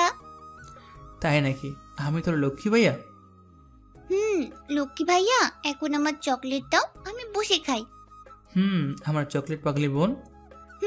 জলদি দাও এখন চকলেট। তারপর চকলেটগুলো বোনটার হাতে দিলাম। চকলেটগুলো পেয়ে খুশিতে লাফাতে লাফাতে চলে গেল। এইভাবে কেটে গেল 3টি দিন। আজ কলেজে যাচ্ছি। সকালে উঠে ফ্রেশ হয়ে রেডি হলাম সাথে বোনটাকে নিয়ে। বোনটা আজ বলল স্কুলে যাবে, তাই সাথে নিয়ে যাচ্ছি। বোনটাকে স্কুলে দিয়ে তারপর আমি কলেজে যাব। তারপর বোনটিকে স্কুলে দিয়ে আমি কলেজে চলে আসলাম। ভিতরে যাওয়ার পর নীলা সামনে আসলো, এসে বলল, সরি নীরব, তোমার সাথে আমার খারাপ ব্যবহার করাটা ঠিক হয়নি, আমার দোষ ছিল, আমি দুঃখিত। আমি নীলার কথা শুনে সত্যি অবাক হয়ে গেছি। যে মেয়ে আমার সহ্য করতে পারে না, সে মেয়ে এসে আমার সরি বলছে। এটা কি সত্যি নাকি মিথ্যা অভিনয়? আমার বিশ্বাস হচ্ছে না। তখন নীলা আবার বলল, আমি জানি তুমি বিশ্বাস করবে না, আমার সাথে কলেজের পিছনে নদীর ধারে চলো, তোমার সাথে কিছু কথা আছে প্লিজ। আচ্ছা ঠিক আছে চলেন। তারপর নীলার সাথে চলে গেলাম কলেজের পিছনে। যাওয়ার পর তখন নীলা বলল, আমায় ক্ষমা করে দাও, অনেক অত্যাচার করেছি তোমার উপর, প্লিজ। ক্ষমা করে দিয়েছি। আপনি যেহেতু আপনার ভুল বুঝতে পেরেছেন তাই ক্ষমা করে দিলাম। সত্যি বলছো তুমি? সত্যি। আচ্ছা একটু চোখ বন্ধ করো, তোমায় সারপ্রাইজ দেবো প্লিজ। আমি আর কিছু না ভেবে চোখ বন্ধ করলাম। কিছুক্ষণ পর কেউ আমার চোখ বেঁধে ফেললো, সাথে মুখ বেঁধে ফেললো আর ধাক্কা দিয়ে ফেলে দিল মাটিতে। পড়ে যাওয়ার পর সাথে সাথে লাঠি দিয়ে মারতে লাগলো। অনেকক্ষণ মেরে থামলো। আমার হাত পা কেটে গেছে, মনে হচ্ছে জ্বালাপোলা করছে অনেক।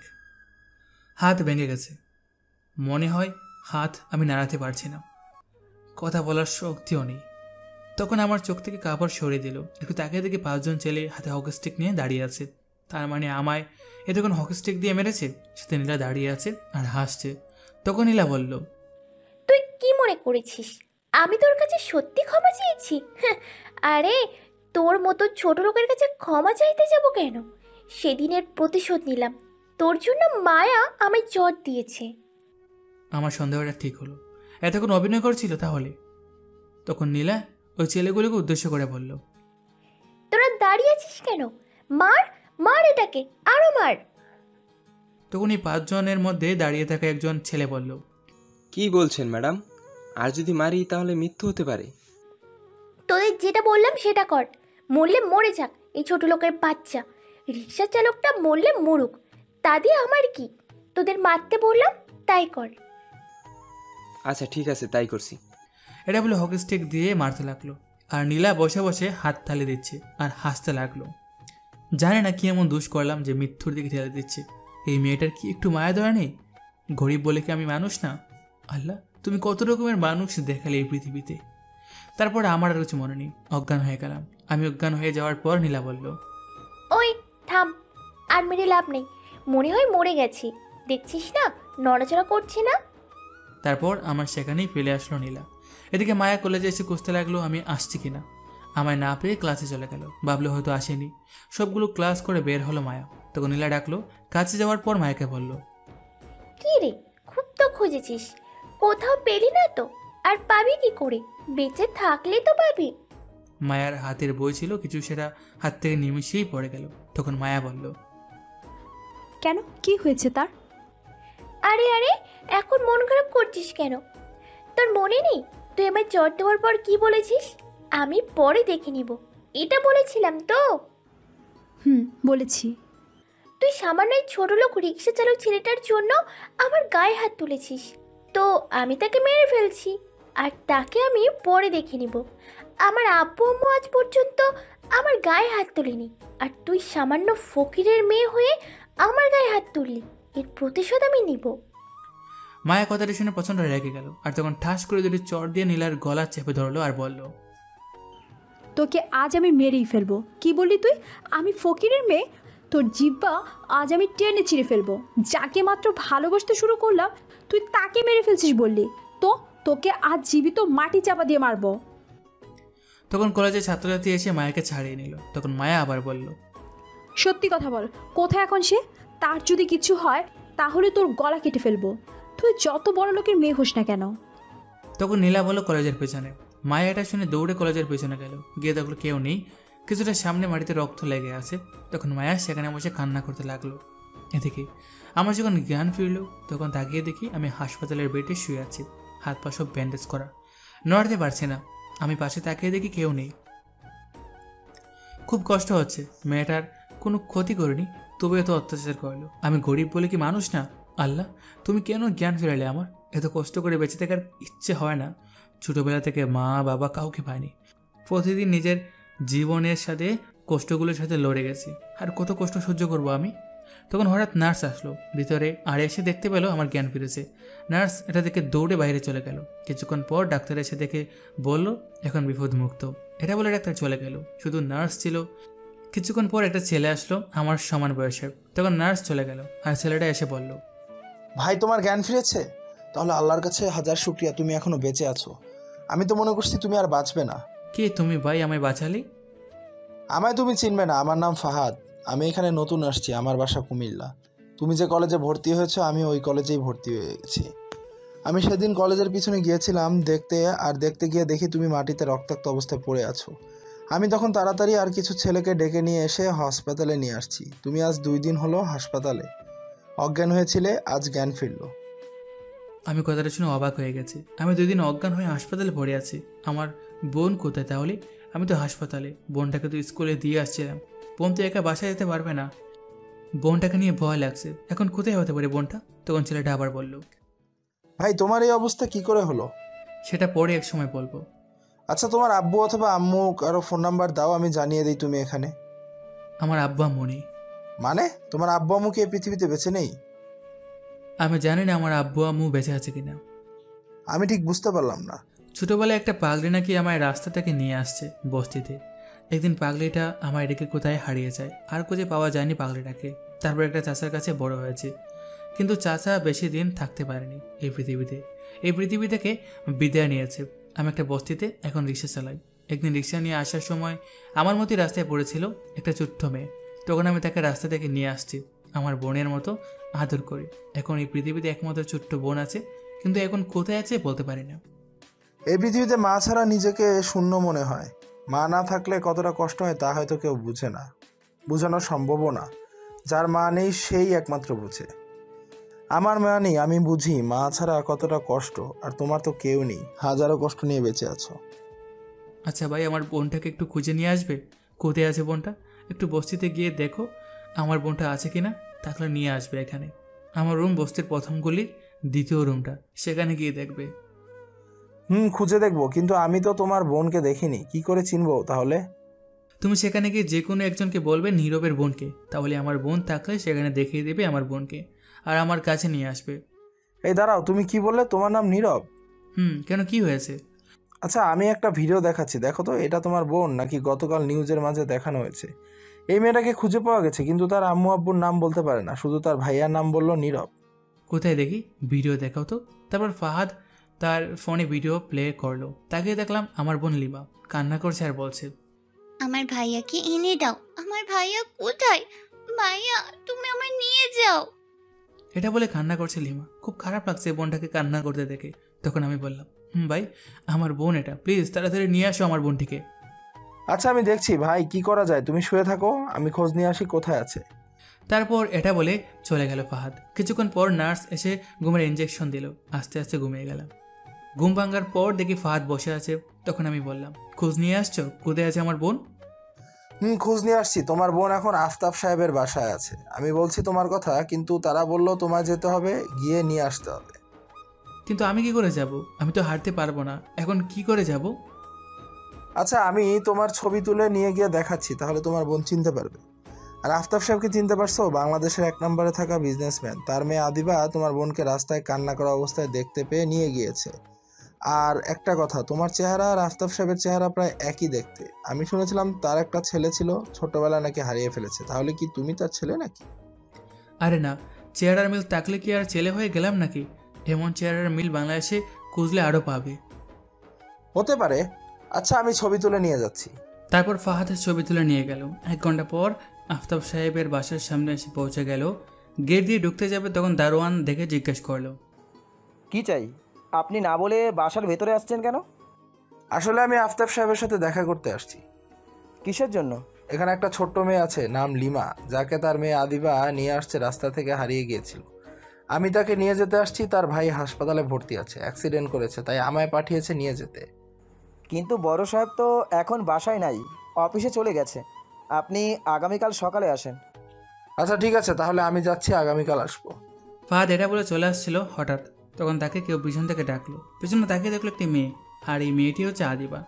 তখন আদিবা এসে দারোয়ানকে জিজ্ঞেস করলো, কি হয়েছে? এই ছেলেটা আসলো মাত্র আবার চলে যাচ্ছে কেন? কিছু হয়েছে? না কিছু হয়নি, উনি আসছে বড় সাহেবের সাথে দেখা করতে। বড় সাহেব তো বাসায় নেই, তাই বললাম আগামীকাল সকালে আসতে। আদিবা তখন ফাহাদকে জিজ্ঞেস করলো, কি দরকার আমায় বলুন। আব্বু বাসায় নেই, দেখি আমি সমস্যার সমাধান করতে পারি কিনা। না আমার কোনো সমস্যা হয়নি। আমি যে কারণে আসছি সেটা হচ্ছে, আপনি একটা ছোট্ট মেয়েকে রাস্তা থেকে নিয়ে আসছিলেন 2 দিন আগে, হারিয়ে গিয়েছিল সে। মেয়েটার ভাই আমায় পাঠিয়েছে তাকে নিয়ে যেতে। তার ভাই হাসপাতালে ভর্তি আছে, অ্যাক্সিডেন্ট করছে, তাই আমায় পাঠিয়েছে নিয়ে যেতে। ও আচ্ছা, কিন্তু তাকে এখানে আসতে হবে।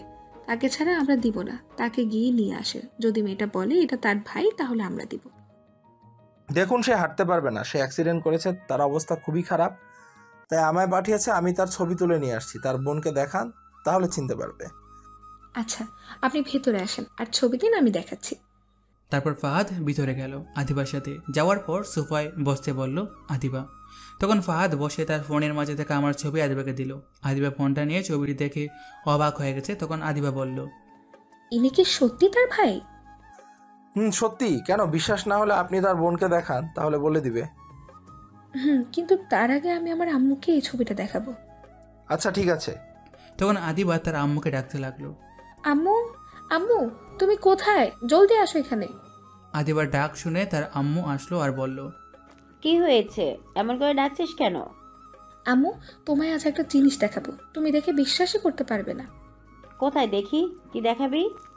তখন আদিবা ফোনের মাঝে থাকা ছবিটা দেখলো আর বলল, এই যে দেখো আম্মু, আপুর মতো দেখতে এই ছেলেটা।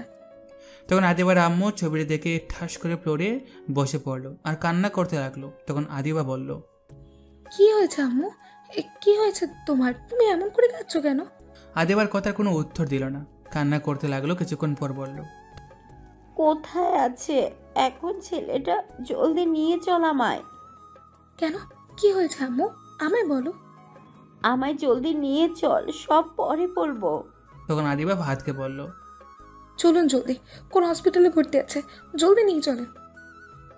আচ্ছা ঠিক আছে, চলুন, আমি নিয়ে যাচ্ছি, আর তার বোনকে সাথে নিয়ে চলেন। ঠিক আছে, চলেন। তারপর আদিবা তাদের গাড়ি নিয়ে বেরিয়ে পড়লো বাসা থেকে। 20 মিনিট পর হাসপাতালে আসলো। তখন আদিবা বলল, এখন জলদি নিয়ে চলেন, কোথায় আছে? তারপর ফাহাদ নিয়ে আসতে লাগলো। এদিকে আমি শুয়ে একটা আপেল খাচ্ছিলাম। তখন দেখতে পেলাম একটি মহিলা আমার কাছে দৌড়ে কান্না করতে করতে আসছে, আর আমার কাছে এসে আমার গলায় হাত দিয়ে কি জানি একটা দেখলো, আর দেখে আমার জড়িয়ে ধরে কান্না করতে লাগলো আর বলতে লাগলো, বাবা, তুই এতদিন কোথায় ছিলি আমায় রেখে? জানিস, তোকে আমি সারা শহর পাগলের মতো খুঁজেছি। আজ 18 বছর পর আমার ছেলেকে ফিরে পেলাম। আমার জড়িয়ে ধরে কান্না করতে করতে বলল। আমি তো শুনে অবাক হয়ে গেছি, কি বলছে এইসব, আমি তার ছেলে? তখন আদিবা বলল, আম্মু তুমি কি বললে? আমার ভাইয়া? এটাই তোর ভাই। তখন আদিবা সে আমার জড়িয়ে ধরে কান্না করতে লাগলো। আম্মু আর বোন দুজনে আমাকে জড়িয়ে ধরে কান্না করতে লাগলো। আমিও কান্না করে দিয়েছিলাম। এতটা বছর পর আমার পরিবারকে খুঁজে পেয়েছি, মা বাবা বোন এখন সবই আছে। তখন লিমা এসে বলল, এই তোমরা সরো আমার ভাইয়ার কাছ থেকে, এটা আমার ভাইয়া, তোমরা কান্না করছো কেন? তখন আম্মু আর আদিবা আমার ছেড়ে দিল। তখন লিমা আবার বলল, ভাইয়া তুমি আমায় কোথায় রেখে চলে গিয়েছে? আমি আমি খুব কান্না করছি তোমার জন্য। আর তোমার হাতে পায়ে এগুলো কি দিয়ে বেঁধে রাখছো? তখন লিমাকে আমার কাছে নিয়ে এসে বললাম, কোথাও যাইনি বোন, আমি এখানেই ছিলাম, হাতে পায়ে একটু ব্যথা পেয়েছি, তাই ডাক্তার বেঁধে দিয়েছে। কোথায় ছিলে তুমি? আমি তো দেখিনি। জানো, তোমার জন্য আমি অনেক কান্না করছি। আরে কান্না করতে হবে না, এখন তো আমি আছি। আর আমায় রেখে যাবে না। তখন আদিবা আমায় আস্তে করে বলল, ভাইয়া এই মেয়েটা কে? এটা হচ্ছে তোরা আমার ছোট্ট বোন, নাম লিমা। যাক ভালোই হলো, আমার ছোট্ট একটা বোন আছে। তখন লিমা বলল, আমি তোমার বোন না, আমি আমার ভাইয়ের মিষ্টি বোন। কে বললো এটা তোমার ভাইয়া? এটা আমার ভাইয়া। না, এটা শুধু আমার ভাইয়া। না, এটা আমার ভাইয়া। ভাইয়া তুমি বলো তুমি আমার ভাইয়া। আমি দুজনের ভাইয়া। লিমা, ইনি হচ্ছে তোমার আম্মু, আমার আম্মুকে দেখিয়ে, আর এটা হচ্ছে তোমার বড় আপু আদিবাকে দেখিয়ে। বুঝতে পারছো? তোমার আম্মু কোথায়? আমার আম্মু মানেই তো তোর আম্মু। তখন আদিবা আম্মুকে জিজ্ঞেস করলো, আচ্ছা আম্মু, তুমি ভাইয়াকে কি করে হারিয়ে ফেলেছিলে? ওর বয়স যখন বছর ছিল, একদিন রাতে আমি শপিং মলে গিয়েছিলাম। তোর আব্বু তখন জরুরি কাজে দেশের বাইরে গিয়েছিল, তাই রাতে গিয়েছিলাম শপিং মলে কিছু কেনাকাটা করতে। ফেরার পথে হঠাৎ গাড়িটা খারাপ হয়ে যায়, আর তখন প্রচণ্ড বৃষ্টি হতে থাকে। ড্রাইভার গাড়িটা ঠিক করতে পারছিল না। অনেকক্ষণ বসে থেকে একটা গাড়িও পাইনি রাস্তায়। তাই আর বসে না থেকে বৃষ্টির মধ্যে হেঁটে হেঁটে আমি আসছিলাম। ড্রাইভার সাথে আসেনি, আমি না করে দিয়েছিলাম আর বলে দিয়েছিলাম গাড়িটা গ্যারেজে নিয়ে যেতে। আমি কিছুটা দূরে আসার পর হঠাৎ মাথা ঘুরে পড়ে যায়। আমি যেখানে পড়ে গিয়েছিলাম তার থেকে কিছু দূরে দেখেছিলাম একটা মহিলা দাঁড়িয়েছিল। তারপর আর কিচ্ছু মনে ছিল না, অজ্ঞান হয়ে গিয়েছিলাম। যখন জ্ঞান ফেরার পর শুনতে পেলাম আমার ছেলেকে পাওয়া যায়নি, সেখানে শুধু আমিই ছিলাম। তখন আমি বললাম, তুমি যে মহিলাটার কথা বলছো সেই মহিলাটি ছিল পাগল। সে আমায় নিয়ে সেখান থেকে বসিতে চলে আসে আর আমি সেখানে ছিলাম, কিন্তু পাগল মহিলাটি হঠাৎ আমায় রেখে কোথাও হারিয়ে যায়। হারিয়ে যায়নি ওই মহিলা। আমি তোকে না পেয়ে তোর আব্বু আর আমি তোকে পাগলের মতো সারা শহর খুঁজতে থাকি। শহরের কোথাও বাকি রাখিনি তোকে খুঁজতে। একদিন রাস্তায় এই মহিলাকে আমি দেখেই চিনতে পারি। তখন তোর আব্বুকে বলি আমি অজ্ঞান হয়ে যাওয়ার সময় এই মহিলাকে দেখেছি। তখন তাকে নিয়ে যায় তোর আব্বু, কিন্তু মহিলাটি পাগল থাকায় কিচ্ছু বলতে পারেনি। আচ্ছা আম্মু, তুমি ভাইয়াকে কি করে চিনলে এখন? নিজের সন্তানকে কি কখনো ভোলা যায়? 10 মাস 10 দিন গর্ভে ধারণ করেছি। ছেলে যত বছর পর আসুক না কেন, মা ঠিকই তার সন্তানকে চিনতে পারবে। আর ছোটবেলায় সবাই বলতো তোর ভাইয়ার তোর আব্বুর মতো দেখতে হয়েছে, আর তোর ভাইয়ার গলার একটা দাগ আছে, ছোটবেলা থেকে জন্মের দাগ বলে এটা। সেটা দেখে চিনতে পারছি। প্রতিটা দিন কান্না করেছি, নামাজে বসে আল্লাহর কাছে দুহাত তুলে দোয়া করেছি যেন আমার ছেলেটাকে আমার কাছে ফিরিয়ে দেয়। আল্লাহ আমায় ঠিকই আমার ছেলেকে ফিরিয়ে দিয়েছে। আম্মু আমার কপালে একটা চুমু দিয়ে বলল। তখন আমি কিছু বলতে যাব, তার আগে আদিবা বলল, আম্মু আব্বু তো জানে না, আব্বুকে ফোন করে বলি ভাইয়ার কথা। না, এখন বলার দরকার নেই। তোর আব্বুকে সারপ্রাইজ দেব। ডাক্তার কোথায় দেখতো গিয়ে, আর জিজ্ঞাসা কর আজকে কে নিয়ে যেতে পারবো কিনা। আচ্ছা ঠিক আছে, আমি ডক্টরকে নিয়ে আসছি। এই বলে আদিবা উড়ে চলে গেল। তখন আম্মু আমায় বলল, আচ্ছা বাবা, আমায় একটা কথা বলতো, তোর এই অবস্থা কি করে হলো? এখন কি করে বলি, নীলা আমায় এমন করেছে। তখন আম্মু আমায় আবার বলল, কি রে, কি হলো বল। আম্মু আর কিছু বললো না। তখন লিমাকে আম্মু কোলে নিয়ে বলল, আমার আম্মু তো আমি ভুলে গেছে, দেখি কথা বলে না আমার সাথে। আম্মু লিমাকে কোলে নিয়ে বলল। তখন লিমা বলল, তুমি ভুলে গেছো? তুমি পচা, তুমি আমায় আর ভাইয়াকে একদিনও দেখতে যাওনি। এতদিন বস্তিতে রাখছো কেন? আমাদের ভাই রিক্সা চালাতো, আর তোমরা এত বড় বাড়িতে থাকতে। আম্মু রিক্সা চালানোর কথা শুনে অবাক হয়ে গেছে। তখন আম্মু আমায় বলল, তুই রিক্সা চালাতি? কি করবো বলো, পেটের ক্ষুধা মেটানোর জন্য তাই করতে হলো। আম্মু এটা শুনে কান্না করে দিল। তখন লিমা চোখের পানি মুছে বলল, কেঁদো না আম্মু। আম্মু কিছু বলতে যাবে, তখন ডাক্তার এসে বলল, ম্যাডাম আপনি এই হাসপাতালে? আমার তো বিশ্বাস হচ্ছে না আপনি আমার হাসপাতালে আসছেন। আমার ছেলেকে নিতে আসলাম। আমি কি আমার ছেলেকে এখান থেকে নিয়ে যেতে পারবো? ম্যাডাম এখন নিয়ে যেতে পারবেন, এখন সম্পূর্ণ বিপদমুক্ত। তারপর আরও কিছুক্ষণ কথা হলো ডাক্তারের সাথে। রাতে আমায় হাসপাতাল থেকে নিয়ে চলে আসে।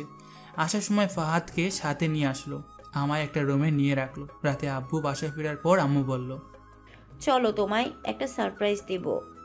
কি, তুমি সারপ্রাইজ দিবে? চলো আমার সাথে, চোখ বন্ধ করে তুমি এখন। তারপর আব্বু আর কোনো কথা না বলে চোখ বন্ধ করে আম্মুর সাথে যেতে লাগলো। আম্মু আমার রুমে এসে বলল, এখন চোখ খুলতে পারো। আব্বু চোখ খোলার পর আম্মু বলল, আমাদের হারিয়ে যাওয়া ছেলেকে খুঁজে পেয়েছি, দেখো এটাই আমার ছেলে। আব্বু অবাক হয়ে তাকিয়ে আছে, আর সাথে দু চোখ দিয়ে বৃষ্টির মতো পানি ঝরে পড়ছে। তখন দৌড়ে এসে আমার গালে চুমু দিয়ে জড়িয়ে ধরে কান্না করতে লাগলো। এতটা বছর পর যদি কোনো বাবা তার ছেলেকে কাছে পায় তাহলে নিজেকে কন্ট্রোল করে রাখা অসম্ভব। আব্বু আমার জড়িয়ে ধরে কান্না করছিল, সাথে আমিও কান্না করে দিয়েছিলাম। এত বছর পর আমি আব্বুকে পেয়েছি, বুকে টেনে নিয়েছি। আমি ছোট্টবেলা থেকে আব্বু আম্মুর ভালোবাসা পাইনি, এখন তা পাবো। কিছুক্ষণ পর আব্বু বলল, তুই এতদিন কোথায় ছিলি বাবা? তোকে আমরা সারা শহর খুঁজেছিলাম, কোথাও পাইনি। তোকে ছাড়া প্রতিদিন কতটা কষ্টে কাটিয়েছি আল্লাহ ছাড়া আর কেউ জানে না। আব্বু জড়িয়ে ধরে কান্না করতে করতে বলল, কান্না করো না আব্বু, এখন তো আমি আছি। তুই এতদিন কোথায় ছিলি বাবা? আমাদের কথা কি তোর একটু মনে পড়েনি? সবচেয়ে কষ্ট পেয়েছি ছোট্টবেলায় তোমাদেরকে পাইনি, অনেক মনে পড়েছে। আর প্রতিটা দিন রাতের বেলায় নিঃশব্দে কেঁদেছি তোমাদের জন্য। তখন আম্মু আব্বুকে বলল, জানো আমাদের ছেলেটা কি করেছে? বস্তিতে থেকে রিক্সা চালিয়েছে। তুই রিক্সা চালাতিস? তাহলে কি করবে বলো? পেটের ক্ষুধা মেটানোর জন্য রিক্সা চালাতে হলো। কেউ কোনো সাহায্য করেনি, রাস্তায় রাস্তায় ঘুরেছি। কেউ এসে একবারও বলেনি খাবার খেয়েছে কিনা।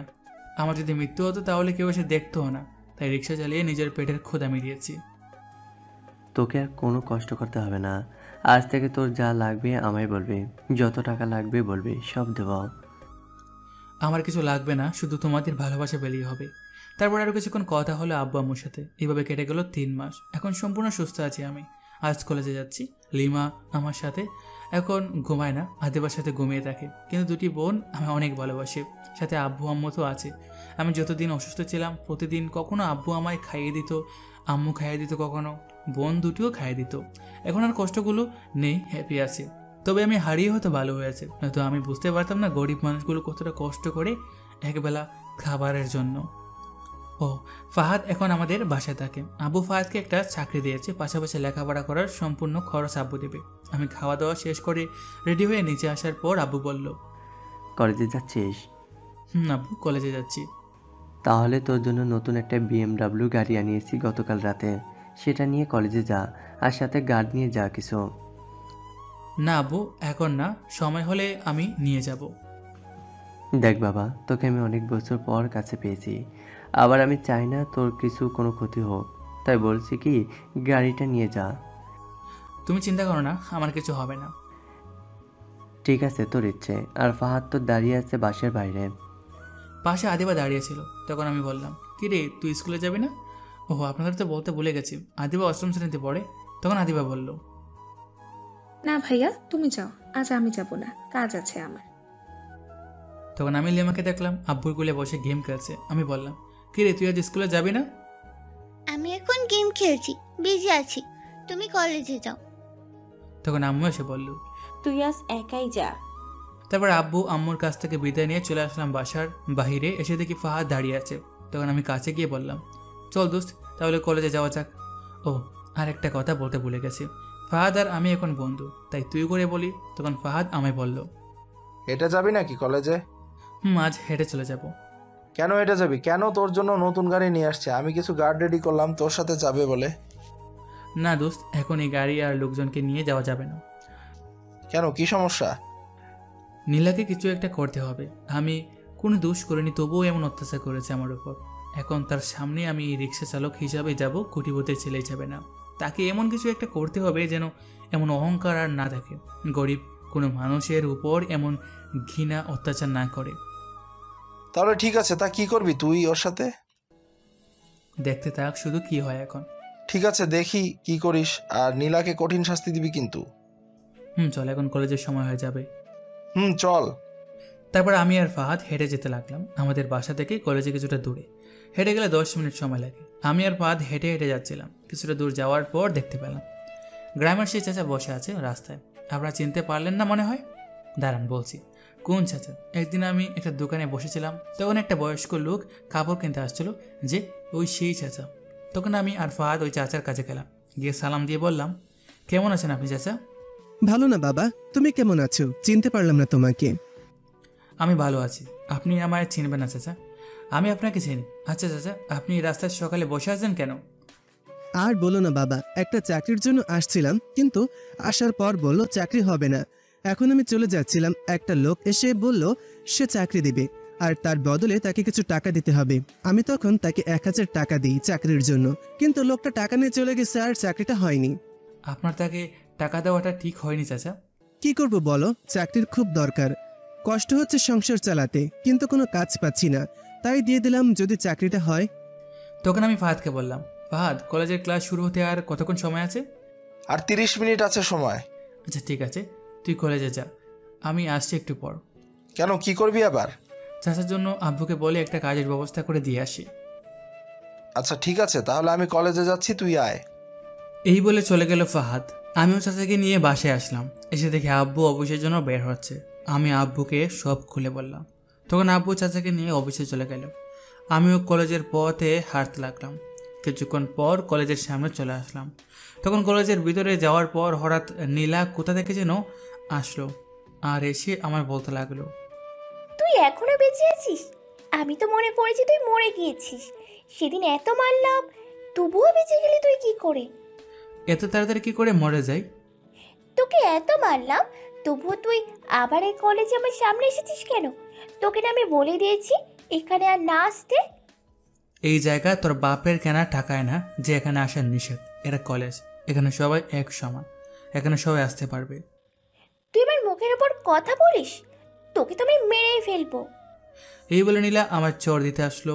যেই চর দিতে যাবে তখনই আমি তার হাতটা ধরে আমি তাকে দুটো চর দিয়ে বললাম, হাত ভেঙে ফেলবো যদি আমার গায়ে টাচ লাগে। অনেক মেরেছিস, কিছু বলেনি, কিন্তু এখন আর চুপ থাকবো না। তুই আমার গায়ে হাত তুলেছিস, তোকে আমি দেখে নেব। আমি আজকে কলেজ থেকে বের করে দেব তোকে। যা দেখি কি করে তুই আমার এই কলেজ থেকে বের করে দিস। তখন নীলা রেগে প্রিন্সিপালের রুমের দিকে চলে গেল। আমি ক্লাসে চলে আসলাম। এসে ফাহাদের সাথে বসে পড়লাম। তখন ফাহাদ বলল, কিরে তুই আসছিস? তারপর কি হলো, চাচার চাকরি হয়েছে? আমি আব্বুকে বলেছি, আব্বু অফিসে সাথে করে নিয়ে গেছে। ফাহাদ কিছু বলতে যাবে তখন প্রিন্সিপাল নিজে ক্লাসে আসলো। আমরা সবাই উঠে দাঁড়ালাম। তখন প্রিন্সিপাল বলল, নীরব, তুমি আমার সাথে আসো। আমি আর কোনো কথা না বলে স্যারের সাথে যেতে লাগলাম। তারপর প্রিন্সিপাল স্যারের রুমের ভিতরে যাওয়ার পর আমায় বলল, তুমি নীলার গায়ে হাত তুলেছ? স্যার, কিন্তু নীলা আমায় আগে মারতে চেয়েছে এবং আগে মেরেছিল। তোমার সাহস হলো কি করে তুমি ওর গায়ে হাত তোলো? আর তুমি কি বলেছো এইসব? ও নাকি পতিতা পল্লীর মেয়ে? তোমার এই কথা বলার সাহস কে দিল? আমি তোমাকে পুলিশে দেব। আমি প্রিন্সিপাল স্যারের কথা শুনে অবাক হয়ে গেছি। নীলা এই মিথ্যা কথা কি করে বলতে পারলো? তখন আমি বললাম, স্যার, আমি এই কথা তাকে বলিনি। আমি এতটা খারাপ না যে প্রতিশোধ নিতে আমি তাকে এই খারাপ কথা বলবো। এখন তো মিথ্যা কথা বলবেই বাঁচার জন্য।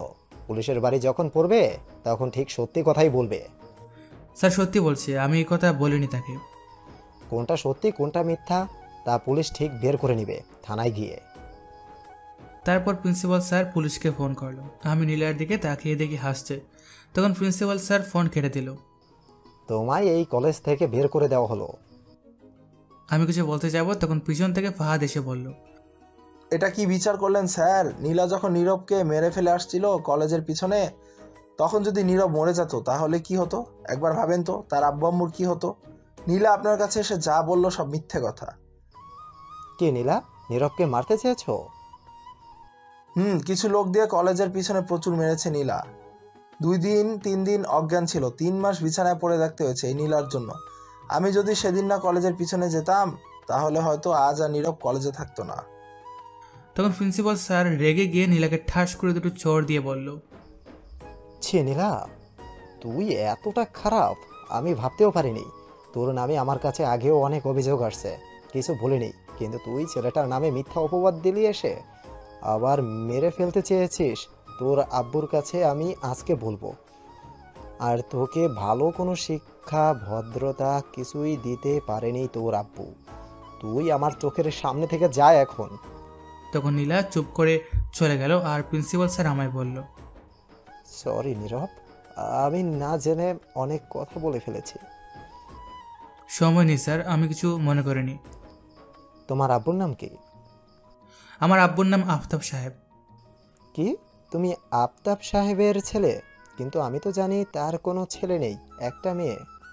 তাহলে আপনি হয়তো ভালো করে খোঁজ নেননি, আমি তার হারিয়ে যাওয়া ছেলে। ও, এটা শুনেছিলাম অনেক আগে তার ছেলে নাকি হারিয়ে গিয়েছিল। তাহলে তুমি সেই হারিয়ে যাওয়া ছেলে? স্যার। তখন পুলিশ আসলো স্যারের রুমে। তারপর স্যার পুলিশগুলোকে পাঠিয়ে দিল। কিছুক্ষণ স্যারের সাথে কথা বলে বাইরে চলে আসলাম। এসে দেখি নীলা দাঁড়িয়ে আছে আর আমায় বলল, তোর মৃত্যু খুব কাছে চলে আসছে, আমার হাতেই মরবি তুই, খুব তাড়াতাড়ি আমার হাতে মরবি, তোকে আমি দেখে নেব। ঠিক আছে, আমিও দেখবো তুই কি করিস। তখন নীলা চলে গেল। আমি আর ক্লাস করলাম না। ফাহাদকে নিয়ে কলেজ থেকে বের হয়ে আসলাম। তখন বাইরে আসার পর ফাহাদ বলল, কোথায় যাবি এখন দোস্ত? বাসায়। না, আমার আর একটা চাচার কাছে যাব, আমার মতো রিক্সা চালক। আচ্ছা ঠিক আছে, চল তাহলে, আমিও চাই। তারপর আমি আর ফাহাদ হাঁটতে হাঁটতে চাচার বাসার সামনে চলে আসলাম। এসে দেখি চাচার ঘরে থালা ঝুলে আছে। তখন পাশের বাসায় গিয়ে জিজ্ঞেস করলাম চাচা কোথায় গিয়েছে। তারা বলল চাচা নাকি আরও 1 মাস আগে এইখান থেকে চলে গেছে, কোথায় গেছে বলতে পারবে না। তখন সেখান থেকে মন খারাপ করে চলে আসতে লাগলাম। রাস্তার এক সাইড দিয়ে হেঁটে হেঁটে আসছিলাম। তখন ফাহাদ আমায় বলল, দোস্ত চল একটু কলেজের পিছন দিয়ে ঘুরে আসি, সেদিন ঠিকমতো ঘুরে দেখতে পারিনি। শুনেছি কলেজের পিছনে নাকি একটা গাছ আছে, ওটা দেখে আসি চল। মাত্র কলেজ থেকে বের হয়ে আসলাম, আবার যাব? চল, গেলে কিচ্ছু হবে না প্লিজ। আর না করতে পারলাম না ফাহাদের কথায়। তারপর আমি আর ফাহাদ চলে আসলাম কলেজে। তারপর কলেজের পিছনে চলে গেলাম, গিয়ে দুজনে হাঁটছিলাম। তখন ফাহাদ আমায় বলল, দোস্ত ওই দেখ একটা মেয়ে বসে আছে একা। তখন আমি তাকে দেখি এটা মায়া বসে আছে, আমায় যেখানে মেরেছিল ঠিক ওইখানে বসে আছে। তখন আমি আস্তে আস্তে পিছন দিয়ে গিয়ে মায়ের চোখে ধরলাম। তখন মায়া বলল, কে আপনি? আমার চোখ ধরে আছেন কেন? ছাড়েন। আমি চুপ করে আছি। মায়ের চোখে ধরে তখন মায়া আবার বলল, কি হলো? ছাড়ুন আমায় আর সামনে আসেন। তখন আমি মায়ের চোখ থেকে হাত সরিয়ে নিলাম। তখন মায়া পিছন ফিরে তাকিয়ে দেখে আমি। তখন মায়া ওটা লাফ দিয়ে আমার কোমরে তার 2 পা দিয়ে পেঁচিয়ে শক্ত করে জড়িয়ে ধরে পাগলের মতো আমার সারা মুখে কিস করতে লাগলো আর কান্না করতে লাগলো। আমি তো মায়ের কাণ্ড থেকে অবাক হয়ে গেছি। তখন মায়া কান্না করতে করতে আমায় বলল, তুমি এতদিন কোথায় ছিলে আমায় রেখে? জানো, নীলা বলেছিল তুমি নাকি আর বেঁচে নেই, আর বলল তোমাকে ওইখানে মেরে ফেলে রাখছে। তখন আমি দৌড়ে এসে দেখি তুমি নেই। তখন খুব কষ্ট হচ্ছিল, তোমায় ছেড়ে কি করে থাকবো আমি যদি তুমি না থাকো। কিন্তু আমার মন বলেছিল তুমি ঠিকই বেঁচে আছো। খুব কষ্ট হয়েছিল এতদিন আমার তোমায় ছাড়া থাকতে। আমি কিছু বলতে যাব, তখন মায়া আবার আমার সারা মুখে কিস করতে লাগলো, মনে হয় পাগল হয়ে গেছে। ফাহাদ এটা দেখে বলল, দোস্ত তুই রোমাঞ্চ কর, আমি যাই, পরে দেখা হবে। এই বলে ফাহাদ চলে গেল আর মায়া কিস করতেই আসে। তখন আমি বললাম, তোমার কিস করা হয়েছে, এবার থামো একটু। এটা বলার সাথে সাথে আমার ঠোঁটগুলো তার দখলে নিয়ে নিল। কি আর বলবো, ফুফিয়ে ফুফিয়ে কান্না করছিল আর আমার ঠোঁট খাচ্ছিল। 10 মিনিট পর ছেড়ে আমার শক্ত করে জড়িয়ে ধরে রইল, মনে হচ্ছে তার কাছ থেকে আমায় কেউ কেড়ে নিয়ে যাবে। তখন আমি বললাম, একটু আস্তে জড়িয়ে ধরো, ব্যথা পাচ্ছি তো। কিন্তু মায়া আমার কোনো কথাই শুনছে না, জড়িয়ে ধরে কান্না করছে। আমি বুঝতে পারছি মায়া আমায় অনেক ভালোবাসে। এতদিন পর কাছে পেয়ে নিজেকে সামলে নিতে পারছে না। আর এটা যদি আমার দিক থেকে হতো তাহলে হয়তো আমিও এমন করতাম। তাই আর বাধা দিলাম না, কাঁদুক যদি একটু তার ভালো লাগে। কিছুক্ষণ পর একটু কান্না থামলো। তখন আমি মায়াকে ছাড়িয়ে আমার সামনে আনলাম। তার দিকে তাকিয়ে আমি অবাক হয়ে গেছি। 3 মাস আগের মায়া আর এখনকার মায়াকে মিলাতে পারছি না। অনেকটা শুকিয়ে গেছে মায়া, তার চোখের নিচ কালো হয়ে গেছে। তখন আমি তার চোখের পানি মুছে দিয়ে বললাম, ওই পাগলি, কাঁদছো কেন? আমার জানটা ফিরে এসেছে তাই। কে তোমার জান? কে আবার? তুমি আমার জান, বেঁচে থাকার নিঃশ্বাস। ভালোবাসো আমায়? অনেক ভালোবাসি, নিজের জীবন থেকে বেশি। এমন শুকিয়ে গেছো কেন? আমার জানটা ছিল না, তাই তার চিন্তা করে। তোমার যদি কিছু হতো তাহলে আমার কি হতো? তোমার যদি কিছু হতো তাহলে আমার কি হতো এটা বলো? তুমি যে আমায় ভালোবাসো, আমি তো একজন রিক্সা চালক। সমস্যা নেই, তারপরও আমি তোমায় ভালোবাসি। আমার নিচের ঘর নেই, বস্তিতে থাকি। আমি রাস্তায় থাকতে রাজি আছি তোমার সাথে, শুধু ভালোবেসে সারা জীবন পাশে থেকো, তোমার বুকে মাথা রাখতে দিও, তাহলেই হবে। ঠিক আছে, এই তোমার হাতটি ধরলাম, কথা দিলাম সারা জীবন ভালোবাসবো। তখন মায়া আমায় জড়িয়ে ধরলো, আমিও সাথে জড়িয়ে ধরলাম। আমিও মায়াকে ভালোবাসি। এমনি একটি ভালোবাসার মানুষ প্রয়োজন, তাহলে জীবনটা সুন্দর করে গুছিয়ে দিতে পারবে। তখন মায়া আমায় ছেড়ে বলল, আমি আগামীকাল বাসা যাব। আব্বু আম্মু ফোন করেছিল বাসা যেতে, আর 15 দিন আগে থেকে বলেছে যেতে। আমি যাইনি। আগামীকাল সকালে বাসা যাব, একদিন থেকে আবার চলে আসব। আচ্ছা ঠিক আছে, যাও। কিন্তু আমার যে যেতে মন চাইছে না। একদিনের ব্যাপার, সমস্যা নেই, ফোনে কথা হবে। আচ্ছা আর একটা কথা, তুমি যে আমায় ভালোবাসো এটা কবে থেকে? অনেকদিন আগে থেকে। তোমার প্রতিদিন দেখতাম রিক্সা চালাতে, আর আমি তোমায় দেখার জন্য দাঁড়িয়ে থাকতাম। তখন বুঝতে পারিনি এটা ভালোবাসা, তখন শুধু তোমায় ভালো লাগতো। তার কিছুদিন পর তোমার রিকশায় সাহস করে উঠে তোমার ফোন নাম্বার নিলাম। তারপর সেই দিন আমার এক বান্ধবীকে নিয়ে আসলাম। তারপর কি হলো তুমি তো জানো। যখন কলেজে এসে তোমায় ভর্তি করলাম, বিশ্বাস করো সেই দিন সারা রাত ঘুমাতে পারিনি, শুধু তোমার কথা ভেবেছিলাম। আর তখন বুঝতে পেরেছি আমি তোমায় ভালোবাসি। তার কিছুদিন পর কী হলো সেটা তো তুমি জানো। আর 3 মাস এর জন্য হারিয়ে গেছো। আচ্ছা এখন তাহলে চলো বাসায় যাওয়া যাক, আমার একটা কাজ আছে। আমার যেতে মন চাইছে না, তোমার সাথে থাকতে মন চাইছে। এখন বাসায় যাও, আবার না হয় তোমার গ্রামের বাড়ি থেকে এসে সারাদিন থাকো। ঠিক আছে, কিন্তু গ্রামের বাড়ি থেকে এসে তোমার সাথে কিন্তু রাতে থাকবো আমি। পাগলি কোথাকার, যাও এখন বাসায় যাও। তারপর মায়া চলে গেল, সাথে আমিও চলে আসলাম। কলেজের মাঠে এসে দেখি ফাহাদ বসে আছে, তখন ফাহাদকে নিয়ে বাসায় চলে আসলাম। এসে ফ্রেশ হয়ে দুপুরের খাবার খেয়ে নিলাম। তারপর সারাদিন 2 বোনের সাথে দুষ্টুমি করে কাটিয়ে দিলাম। রাতে সবাই মিলে খাবার খাচ্ছিলাম, তখন আপু বলল, বাবা নীরব, আমি আগামীকাল কিছু এতিমখানা বাচ্চাদের জন্য খাবারের আয়োজন করেছি। তোকে ফিরে পেয়েছি বলে তোর আগামীকাল কলেজে যেতে হবে না। আচ্ছা ঠিক আছে আবু, খুব ভালো একটা কাজ করেছো। তারপর খাওয়া শেষ করে কিছুক্ষণ সবাই মিলে আড্ডা দিয়ে যে যার রুমে চলে আসলাম। আমি রুমে এসে শুয়ে পড়লাম। কিছুক্ষণ এপাশ ওপাশ করতে করতে ঘুমিয়ে গেলাম। সকালে ঘুমিয়ে আছি, মনে হলো কেউ আমার উপরে বসে আছে। চোখ খুলে দেখি লিমা বসে আছে আমার উপরে, আর আমার মুখে কি দিয়ে জানি আঁকছে। তখন আমি বললাম, কিরে তুই আমার উপর বসে আমার মুখে কি আঁকছিস? আপুকে দেখলাম এটা দিয়ে তার মুখে, তাই আমি তোমার জন্য নিয়ে এসেছি লুকিয়ে তোমার মুখে দিতে। দেখি তো কি দিচ্ছিস আমার মুখে। তখন আমি তাকিয়ে দেখি লিপস্টিক। তখন আমি বললাম, তুই আমার মুখে লিপস্টিক দিচ্ছিস তাহলে তখন জলদি নাও আমার উপর থেকে। তখন আমি তাড়াতাড়ি লিমাকে আমার উপর থেকে নামিয়ে আয়নার সামনে গিয়ে দেখি একটা ম্যাপ এঁকেছে আমার সারা মুখে, কিন্তু এটা কোন দেশের ম্যাপ এঁকেছে জানি না। তখন জলদি গিয়ে ফ্রেশ হয়ে আসলাম। এসে থেকে বোন চলে গেছে, আর কিছু বলিনি আমি বোনটাকে। কিছুক্ষণ পর গিয়ে সকালে নাস্তা করে নিলাম সবাই। তারপর 11টায় চলে গেলাম একটা এতিমখানায়, সেখানে সব আয়োজন করেছে। তারপর দুপুরে এতিমখানায় সবার সাথে খেয়ে চলে আসলাম। বিকেলে আমি বাসায় এসে হাঁটতে বের হলাম। ফাহাদ আব্বুর সাথে অফিসে গেছে, আমি হাঁটছিলাম। অনেকটা পথ যাওয়ার পর আমার সামনে এসে একটা গাড়ি দাঁড়ালো, আর গাড়ি থেকে 5 জন মাস্ক পরে নেমে আমার মুখে একটা কাপড় চেপে ধরলো। সাথে সাথে অজ্ঞান হয়ে গিয়েছি। তারপর আর কিছু মনে নেই। যখন জ্ঞান ফিরলো তখন দেখলাম একটা গড়ে আমায় আটকে রেখেছে, হাত পা বাঁধা। তখন সামনে তাকিয়ে দেখি নীলা বসে আছে, আর তখন বলল, আমি বলেছিলাম না তোর মৃত্যু খুব তাড়াতাড়ি হবে এবং আমার হাতেই হবে। আজ তোকে জানে মেরে ফেলবো। তুই কিন্তু কাজটা ভালো করছিস না। কোনটা ভালো আর কোনটা খারাপ সেটা আমি ভালো করে জানি, তোর বলতে হবে না। দেখ এখনো সময় আছে, ভালো হয়ে যাও। তখন নীলা হাসতে হাসতে আমায় বলল, আমি এবার খারাপ কবি ছিলাম, আমি তো ভালোই আছি। এটা বলে নীলা তার একটা লোককে ডাকলো আর বলল, কোথায় তোরা? আমার একটা রড দিয়ে যা মারার জন্য। তখন একটা ছেলে এসে রড দিয়ে গেল, আর নীলা রড হাতে নিয়ে আমার পায়ে একটা জোরে বাড়ি মারলো। আমি ব্যথায় চিৎকার দিয়ে উঠলাম। তখন নীলা আমার মুখ চেপে ধরে বলল, এখন চিৎকার দিচ্ছিস কেন? খুব কষ্ট হচ্ছে তাই না? এখন বুঝতে পারবি আমি নীলা কি জিনিস। তখন তো খুব বললি, আমারও দেখে নিবি। এখন কি হলো? আচ্ছা আমি তোর কি ক্ষতি করলাম যে আমার উপর এমন অত্যাচার করছিস? আমি কিছুই বলিনি তোকে, তুই আমার পিছু পড়ে আছিস কেন? আমি তোদের মতো ছোট লোকদের ঘৃণা করি, সহ্য হয় না তোদেরকে দেখলে। আমি কতগুলো রিক্সা ভেঙেছি নিজেও জানি না। কেউ আমার সামনে এসে দাঁড়াতে পারিনি ক্ষতিপূরণের জন্য।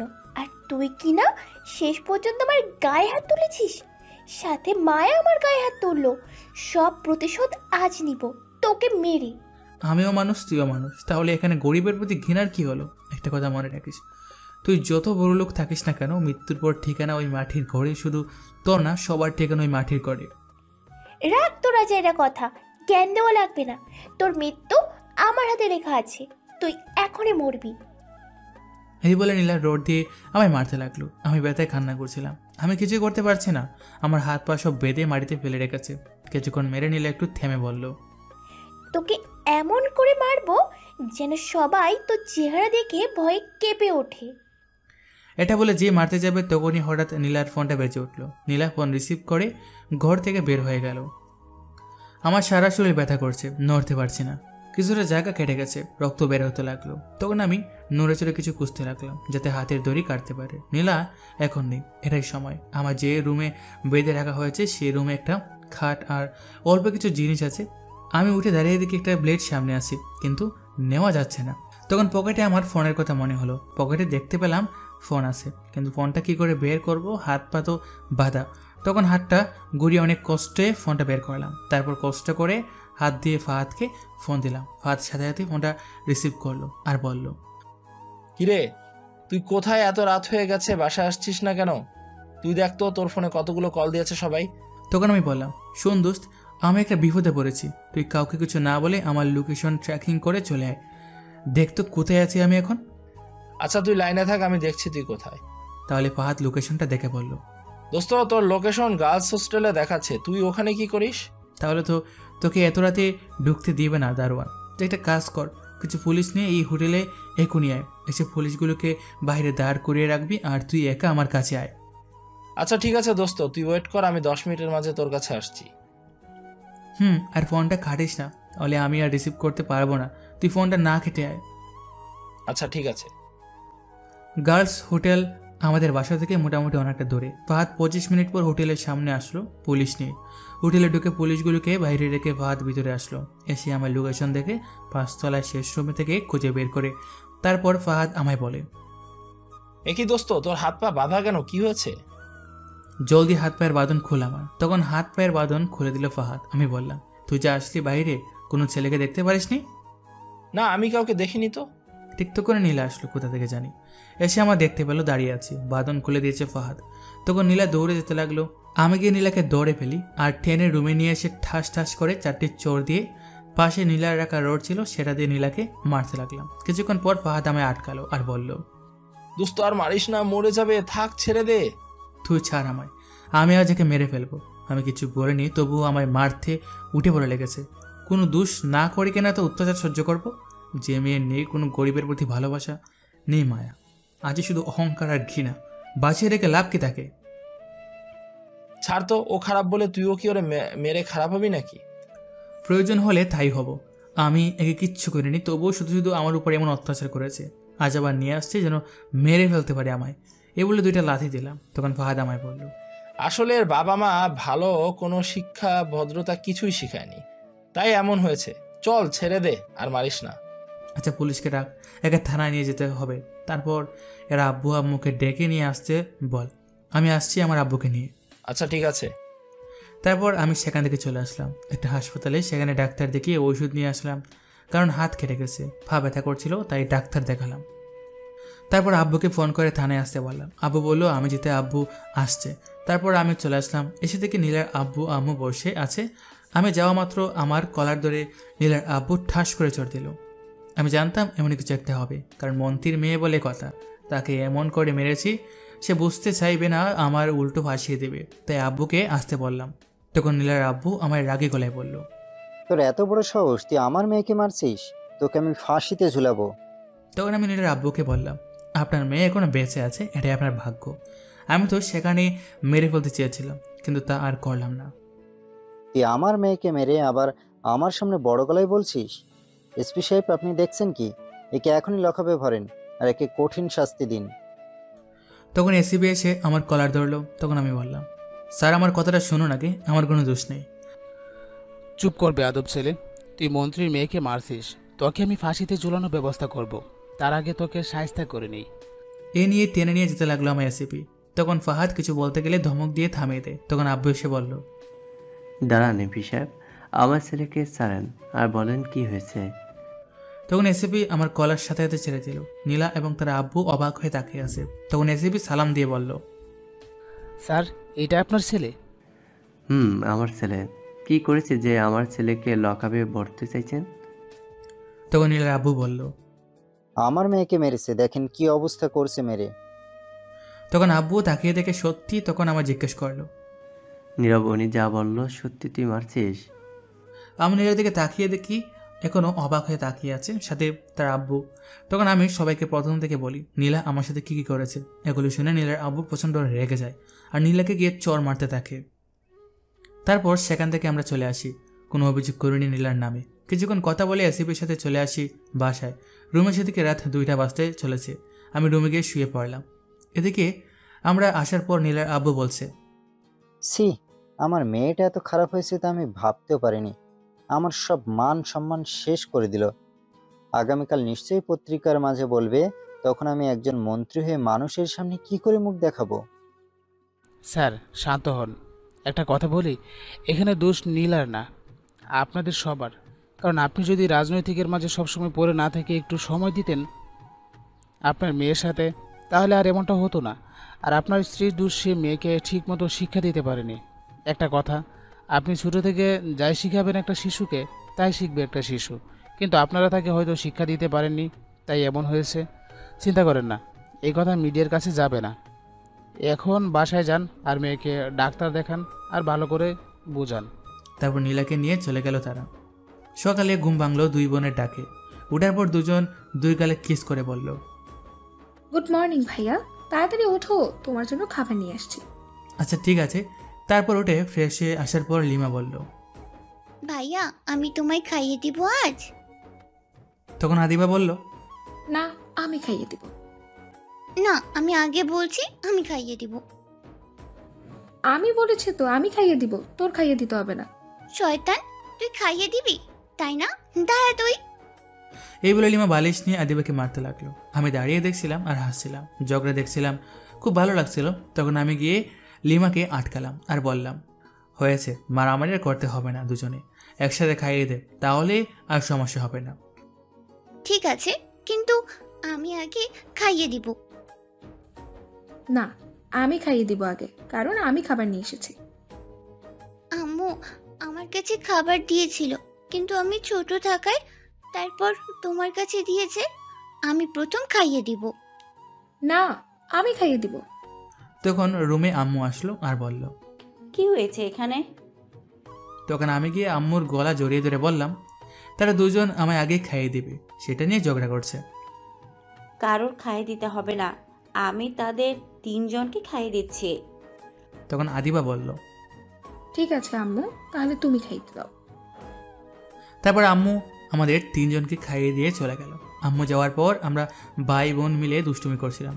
তখন ফোনটা বেজে উঠলো। তাকে দেখি মায়া ফোন করেছে। তখন আমি ফোনটা রিসিভ করলাম আর মায়া আমায় বলল, কি করো তুমি এখন? এই তো বোনের সাথে দুষ্টুমি করছি। তুমি? আমি বসে আছি আর তোমার কথা ভাবছি। তুমি আজ বিকেলে আমার বাসায় আসবে একটু। কেন, কি হয়েছে, কোনো সমস্যা? আমার আব্বু আম্মু শহর থেকে নিয়ে এসেছে বিয়ে দিবে বলে। আগামীকাল দুপুরে আমি দেখতে আসবে পাত্রপক্ষ থেকে, কিন্তু আমি বিয়ে করব না তোমায় ছাড়া, আর কাউকে বিয়ে করব না। তুমি একটু জলদি আসো আর আব্বুর সাথে কথা বলো এসে। আচ্ছা ঠিক আছে, তুমি চিন্তা করো না, আমি আসছি এখনই। আচ্ছা ঠিক আছে, তাড়াতাড়ি এসো। এখন ফোন রাখছি, আমার কাজ আছে কিছু।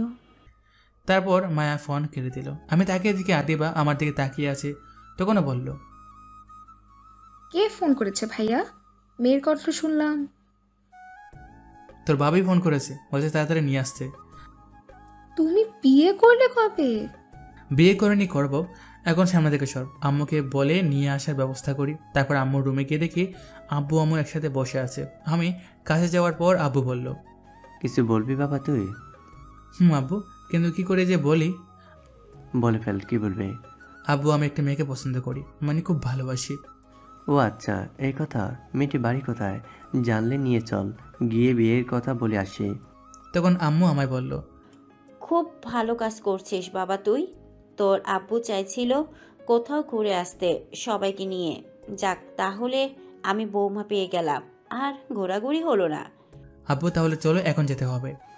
ঠিক আছে, গিয়ে রেডি হয়ে আয়, আমিও রেডি হচ্ছি। তারপর আমি গিয়ে রেডি হয়ে নিচে চলে আসলাম। কিছুক্ষণ পর আমার বোন, আম্মু, আব্বু সবাই আসলো। তারপর আমরা গিয়ে গাড়িতে উঠলাম। আম্মু আর আব্বু একটা গাড়িতে উঠলো। মায়ার গ্রামের বাড়ি কুমিল্লা। 3 ঘন্টা পর চলে গেলাম। গাড়িটা মায়ের বাসা কিছুটা দূরে রাখতে হলো, কারণ রাস্তা ভালো না, গাড়ি যেতে পারবে না। সেখান থেকে হেঁটে মায়াদের বাসার সামনে গেলাম। যাওয়ার পর দেখি মায়া বাইরে বসে থালা বাসন পরিষ্কার করছে। মায়াদের ঘরটা ছোট্ট একটা ঘর, 2টি রুম, টিনের ঘর, কিন্তু তাদের বাসার সামনে খুব সুন্দর করে সাজানো, ফুল গাছ দিয়ে, অনেক রকমের ফুল গাছ, সব মিলিয়ে খুব সুন্দর। তখন আমি মায়ের সামনে গেলাম। মায়া আমায় দেখে অবাক হয়ে তাকিয়ে আছে। পাশে না দেখেই আমায় এসে জড়িয়ে ধরলো আর বলল, তুমি এত তাড়াতাড়ি চলে আসবে আমি সত্যি ভাবতে পারিনি। আমি কিছু বলার আগেই আমার বোন আদিবা বলল, ভাবি আমরা কিন্তু আছি এখানে, একটু দেখেন তাকিয়ে। মায়া তাকিয়ে দেখে কিছুটা লজ্জা পেল। তখন আমি বললাম, এটা হচ্ছে আমার আম্মু, আর এটা হচ্ছে আমার আব্বু, আর এটা হচ্ছে আমার বোন আদিবা, আর এটা হচ্ছে আমার পিচ্ছি বোন লিমা। তখন মায়া মাথায় ওড়না দিয়ে গিয়ে আব্বু আম্মুকে পায়ে ধরে সালাম করলো আর বলল, ভেতরে আসেন, আব্বু একটু বাজারে গেছে, আম্মু ভিতরে আছে। তখন মায়া আম্মু আব্বুকে সবাইকে ঘরে নিয়ে গেল, শুধু আমার যেতে দিল না, আমার টেনে রান্নাঘরে নিয়ে গেল। তখন আমি বললাম, কি হয়েছে, এমন করে টানছো কেন? উত্তর পরে দিচ্ছি, তার আগে তোমার ঠোঁটকে আদর করে নেই। এই রান্না করে কিস করতে নিয়ে আসছো? 38 ঘন্টা হলো তোমার ঠোঁট খাইনি, আর থাকতে পারছি না, এখন খেয়ে নি, তারপর না হয় কথা হবে। এই বলে লাফ দিয়ে আমার কোমরে উঠে 2 পা দিয়ে পেঁচিয়ে ধরলো, আর হাত দিয়ে মাথা ধরে পাগলের মতো ঠোঁটগুলো টেনে খেতে লাগলো। 5 মিনিট হয়ে গেছে, তবুও ছাড়তে চাইছে না। আস্তে আস্তে পাগলামো আরও বাড়তে লাগলো। আমি তখন চেষ্টা করলাম ছাড়াতে, কিন্তু পারছিলাম না। তখন মায়ের আম্মু মায়াকে ডাকলো ঘর থেকে, কিন্তু মায়ার সেই দিকে কোনো খেয়ালই নেই, সে কিস করতেই আসে। তখন মায়ের আম্মু আবার ডাকলো, তখন আমি জোর করে ছাড়িয়ে দিলাম। তখন মায়া কান্না করতে করতে বলল, আমি ঠোঁট খাবো তোমার, আমি ঠোঁট খাবো, দাও আমি, তাড়াতাড়ি দাও। কেমন পাগল মেয়ে, কিস করার জন্য কান্না করছে। তখন আমি বললাম, তোমার আম্মু ডাকছে, এখন যাও, গিয়ে শোনো আসো, বিয়ের পর না হয় সারাদিন কিস করবো, এখন যাও। আচ্ছা ঠিক আছে, তাহলে যাচ্ছি, কিন্তু পরে আবার কিস করতে দিতে হবে। আচ্ছা ঠিক আছে, এখন জলদি যাও। তার আগে আমায় বলো, তুমি না বললে তোমার কেউ নাই, একটা বোন ছাড়া, তাহলে তোমার আব্বু আম্মু কোথা থেকে আসলেন? আমার আব্বু আম্মু ছিল, কিন্তু আমি ছিলাম না তাদের কাছে, কারণ আমি তাদের কাছ থেকে হারিয়ে গিয়েছিলাম। কি করে হারিয়ে গিয়েছিল? সেটা অনেক বড় কাহিনী, পরে একদিন বলবো, এখন যাও। ঠিক আছে, পরে কিন্তু কিস করতে হবে, আমি যাচ্ছি। আচ্ছা ঠিক আছে যাও। তখন মায়া খুশিতে লাফাতে লাফাতে চলে গেল। কিছুক্ষণ পর আমি গেলাম। মায়ার আব্বু কিছুক্ষণ পর বাজার থেকে আসলো। তখন আমার আব্বুকে দেখে অবাক হয়ে গেছে আর বলল, স্যার আপনি এই গরিবের ঘরে আসলেন কি মনে করে? মায়ের আব্বু হয়তো চিনে বাংলাদেশের 1 নম্বর বিজনেসম্যান, তাই হয়তো দেখে এমন কথা বলছে। তখন আব্বু বলল, স্যার বলেন কেন, আমরা এখন বেআই। ঠিক বুঝতে পারছি না। তাহলে বুঝিয়ে বলছি, আমার ছেলে এবং আপনার মেয়ে দুজন দুজনকে ভালোবাসে, তাই আপনার মেয়েকে আসলাম আমার ছেলে বউ করে ঘরে নিতে। আপনার মেয়েকে এখন যদি আপনি বলেন তাহলে বিয়ে ডেট ফাইনাল করব। কিন্তু আমরা তো গরিব, আপনাদের সাথে মিলে না। গরিব আর বড়লোক কি হলো? আপনিও একজন মানুষ, আমিও একজন মানুষ। আমি না হয় টাকার দিক থেকে বড়লোক, আপনি সেদিক থেকে কম। একটা কথা মনে রাখতে হবে, সেটা হচ্ছে এই টাকা বাড়ি গাড়ি সম্পদ কিছু যাবে না সাথে। মৃত্যুর পর ঠিকানা সবার একটাই, মাটির ঘর। তাহলে এই টাকা সম্পদ নিয়ে কেন এত অহংকার করব, বুঝলেন ভাই? তখন আব্বু গিয়ে মায়ের আব্বুকে জড়িয়ে ধরে বলল, এখন তো মিলে গেছি আমরা, তাহলে আর কোনো পার্থক্য রইল না। বিয়ের তারিখ ঠিক করা যাক এখন। তারপর সবাই মিলে বসে বিয়ের তারিখ ঠিক করলো। সামনের মাসের 5 তারিখ আমাদের বিয়ে। তারপর মায়া আর মায়ের আম্মু রান্না করলো গিয়ে। খাওয়া দাওয়া শেষ করে চলে আসবো। তখন মায়া বলল, আমার কিছু কথা আছে তার সাথে একা। ঠিক আছে যাও মা, গিয়ে কথা বলে তাড়াতাড়ি আসো। তারপর মায়া তার আরেকটা রুমে আছে, সাথে সেই রুমে নিয়ে দরজা বন্ধ করে আমার বিছানায় ফেলে দিল আর বলল, আমার পাওনা না দিয়ে চলে যাচ্ছ কেন? কি করে দিব, সাথে সবাই সামনে থাকলে? তাহলে আমি নিচ্ছি আমার পাওনা। এই বলে আমার বুকের উপর বসে 2 হাত চেপে ধরে ঠোঁটগুলো সে দখল করে নিল। 5 মিনিট পর ছেড়ে দিয়ে আবার ঠোঁটগুলো খেতে লাগলো। 2 মিনিট পর ছেড়ে দিল আর বলল, বাকিটা না হয় বিয়ের পর একেবারে নিব। আজ মাত্র 20 তারিখ, আর 15 দিন পর দেখা হবে তাহলে। তারপর আমি আর মায়া বের হয়ে চলে আসলাম। তারপর মায়ার বাচ্চা থেকে চলে আসলাম। এইভাবে কেটে গেল 15 দিন। আজ আমার আর মায়ার বিয়ে। দুপুরে মায়াকে উঠিয়ে নিয়ে আসার জন্য রওনা দিলাম। সন্ধ্যায় চলে গেলাম সেখানে। তারপর বিয়ে সম্পূর্ণ হওয়ার পর মায়াকে উঠিয়ে নিয়ে চলে আসলাম। আস্তে আস্তে রাত 11টা বেজে গেল। আমি ছাদে চলে গেলাম। গিয়ে আমি ফাহাদ আড্ডা দিচ্ছিলাম। কিছুক্ষণ পর ফাহাদ চলে গেল, আমিও আর বসে না থেকে চলে গেলাম। ঘরে চলে আসলাম। এসে দরজা বন্ধ করে মায়ের কাছে যাওয়ার পর মায়া খাট থেকে নেমে আমার পায়ে ধরে সালাম করলো, বলল, চলো আগে 2 রাকাত নফল নামাজ আদায় করে নিই। ঠিক আছে চলো। তারপর অজু করে এসে দুজনে মিলে নামাজ পড়ে নিলাম। নামাজ পড়ে উঠার পর খাটে গিয়ে বসে পড়লাম। এখন ঘুমিয়ে পড়ে অনেক রাত হয়েছে। কি ঘুমিয়ে থাকবো মানে? এখন আমায় আদর করবে সারা রাত, কোনো ঘুমানো যাবে না। চলো শুরু করি। আমি আজ পারবো না, আজ ঘুমিয়ে দেখো, কাল হবে। না বললে তো হবে না। আচ্ছা আমি শুরু করছি। আর একটা কথা, আমার কিন্তু 3টা বেবি চাই, খুব তাড়াতাড়ি। 3টা বেবি লাগবে তোমার? আচ্ছা ঠিক আছে, তাহলে চলো নেমে পড়ি কাছে। আমি বলার আগেই মায়া আমার উপর ঝাঁপিয়ে পড়লো আর সারা মুখে চুমু খেতে লাগলো। তারপর ঠোঁটগুলো সে তার দখলে নিয়ে চকলেটের মতো খেতে লাগলো। আস্তে আস্তে তার পাগলামি বাড়তে লাগলো আর পাগলের মতো ঠোঁটে কিস করতে লাগলো। এক পর্যায়ে কন্ট্রোল হারিয়ে ফেললো। আর কি, আপনারা এখনো বসে আছেন? তারপর কি হলো শুনতে? আর কি শুনবেন বলেন? এখন তো যান, গল্প তো শেষ, বাকির ইতিহাস।